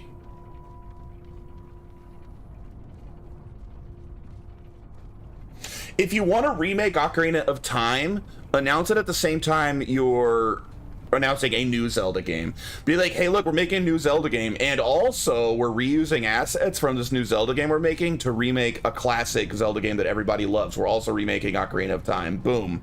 Then you got to win, and you got best of both worlds. It'll be faster to map back and return to the dungeon. Probably, but I've already run like halfway now. I feel like I'm committed. Can't wait for the campaign Evolved remake. I hope it's good. I don't have like any faith in the Halo Studios, as they call themselves now, because they were such a shit studio they had to change their studio name because everyone hates 343 Industries. Everything will be respawning the next floor up. Yeah, the next floor is kind of small though. I can run back pretty quick. Oh, remaking campaign Evolved. I see what you're saying.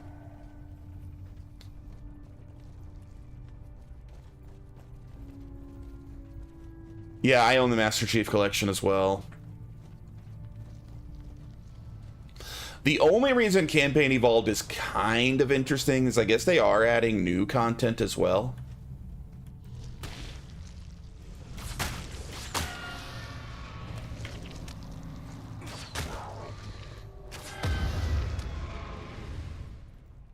But 3 new missions, and with the current writers who aren't very good at writing, like, even if they're fun to play, they're probably going to be like cringy as hell and like poorly written missions. I don't know.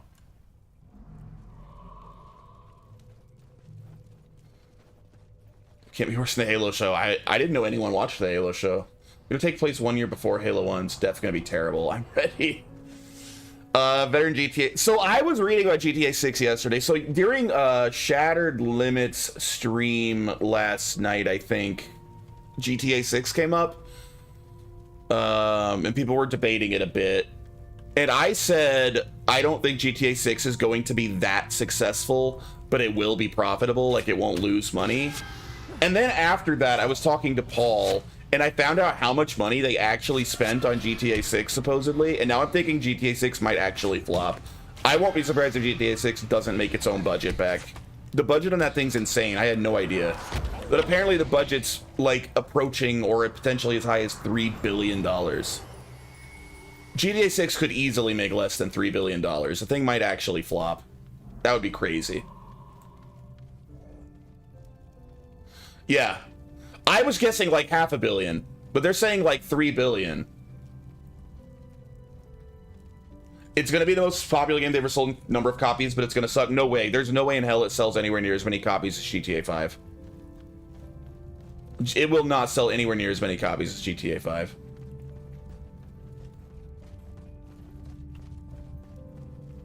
But even if it makes a profit, like, let's say it's one of, like, you know, the top 10 greatest selling games of all time, which it basically needs to do to make money.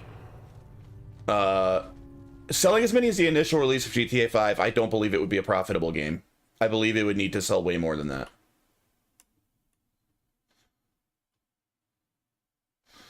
But we'll see. I mean, the amount of money they spend on it, the amount of time they spend on it, it's, like, absurd.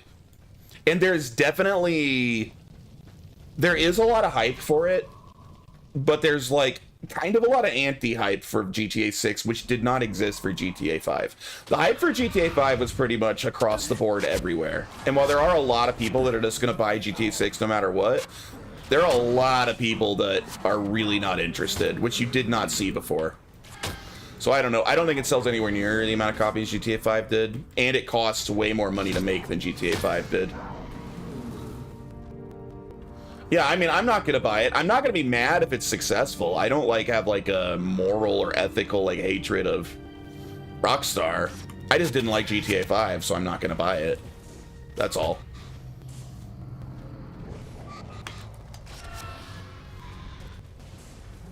Like, I feel like for some people it's like they're like emotionally involved in how successful it is. I just find it interesting that it's so expensive. Why do I keep missing? I like GTA 5, doesn't compare to Vice City or San Andreas. My favorite GTA is 4, and then probably Vice City. But I've never been, like, the biggest Grand Theft Auto fan. I thought 4 was a pretty great game. Other than that, I don't think any of them were, like, that amazing.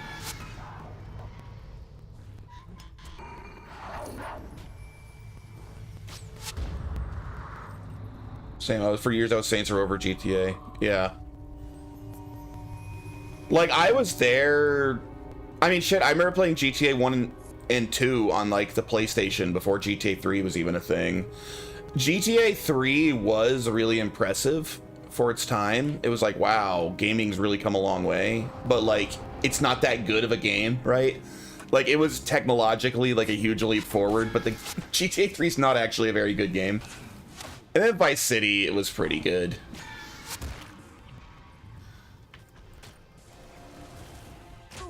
Everyone had GTA 3, one, because it was in the news and it was super edgy, but two, because it really was, it kind of felt like a huge leap forward technologically in terms of open world game.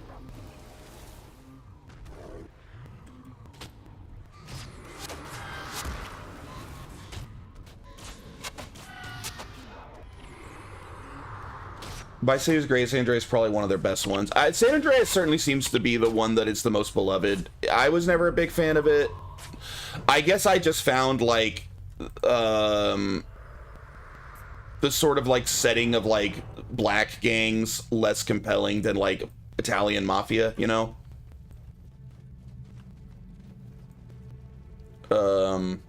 But it was a fun game. Like, mechanically, San Andreas is great.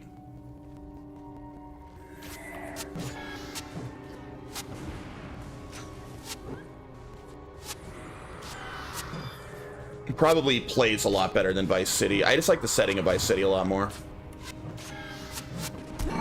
Damn it. Quit healing, you freaking spirits. These ghosts are so annoying.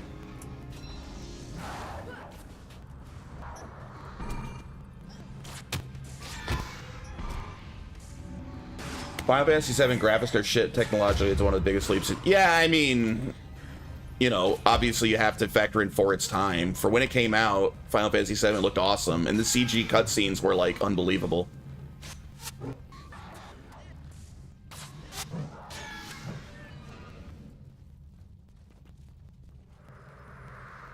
You watch your mouth. Those polygon monstrosities are timeless and beautiful.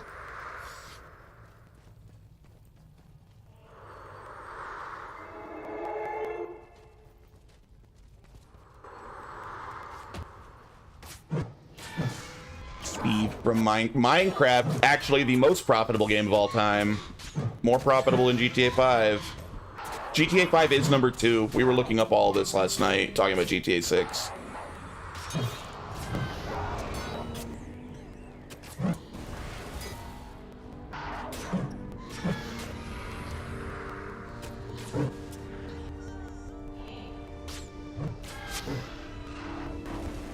But I also think Minecraft sucks, so I guess I'm just full of hot takes today. I sound like such a hipster, but I just happen to not really like the children's games that get really popular. I think Minecraft's not a fun game. And I don't think GTA 5's a bad game. I just didn't particularly like it. Minecraft sucks, lol. I think Minecraft developed in the wrong way for me to have interest. Minecraft I liked when it launched in the beta when I originally played it because I thought the survival elements were fun, but then it went like the Lego route. It just became virtual Legos, yeah. Whereas I think if they had developed more along the survival game route, I probably would have liked it. Thanks. Oh, that's the same as before. Are these the stolen supplies? Excellent. They appear mostly intact. You've done these people a great kindness. Varney did make off with your staff. Okay. Well, thank you for your help. Food is scarce, and down here, survival's a balancing act along a blade's edge. At least the living can enjoy the taste of these meager rations. What is it? I wonder what would satisfy the craving I feel inside myself. Ah, forgive my musings. You said you saw Varney down there. Whatever could he want with my staff? Well, he will surely show back up at camp sooner or later. Varney is a troubled boy, undeserving of his destiny like many Ascalonians. I hope that he does not have to wait till the next world to find peace. Oh! Then the actual dungeon mission, finally. And the reward, Ghost of Althea joins your party, our second hero. However, it's probably gonna have to wait because I got a 12-hour shift at work tonight and I should probably be wrapping this up. Damn it, I really wanted to finish the Ascalon stuff today, but I think it's gonna have to wait. Teleport myself to Pike and Square. Oh, you're streaming tonight? Nice. That's my...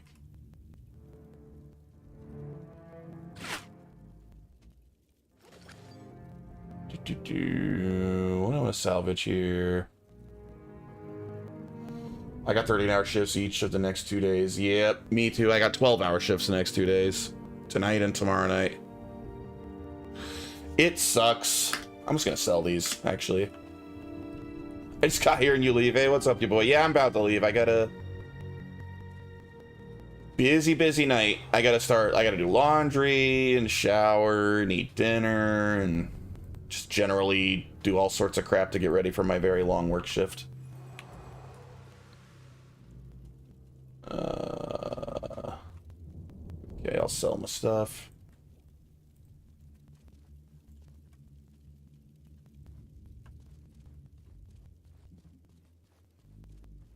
Where's the damn... There he is. What's for dinner? Boiled chicken? I think paschetti, actually. Paschetti. Love me some spaghetti.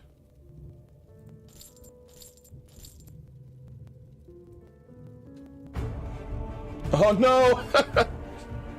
What's up, Eagle? For anybody who has just joined, we actually did have it.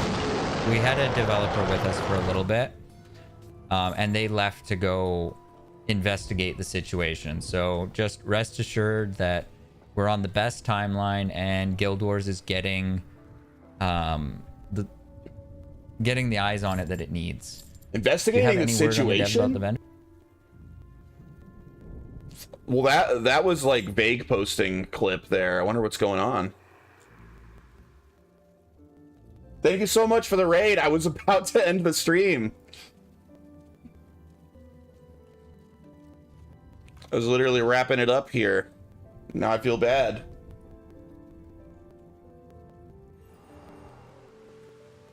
The eagle just landed. The burden of raids is now on you. But thank you, though. I appreciate it. I'm not familiar with your stuff, but you clearly appear to be a Guild Wars streamer, so I need to follow you. E9. Alright. Been away. Oh, you just recently returned? Was it the Guild Wars 3 news that got you back? That's what got me to finally give Guild Wars 1 a proper shot, and I'm loving this game.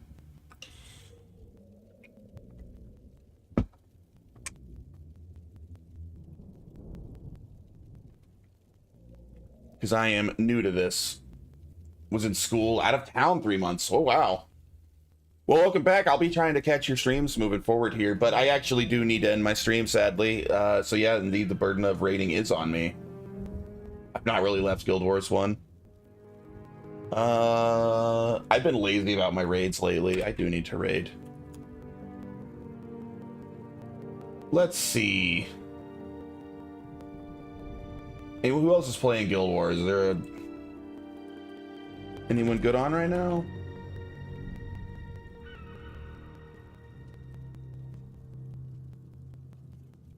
Raid Deadwolf? What's he playing? Fortnite? Nah, we ain't raiding into Fortnite. He needs to play a good game if he wants raids. We will raid... There's several people on Guild Wars right now. We'll raid a Guild Wars person. Damien Darkrose? I'm not familiar with him.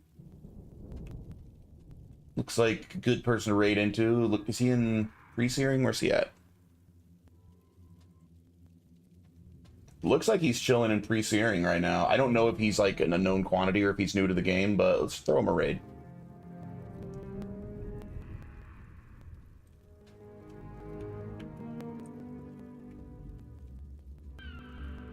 I only play Fortnite with my kid because he makes me, and it's usually puzzle maps. I gave Fortnite a chance. I don't hate Fortnite, but I don't like Fortnite at all. I found it really boring, to be honest. I don't like that whole genre of game, though. What are they called? The like last man standing stuff. I don't even remember what it's called. All right.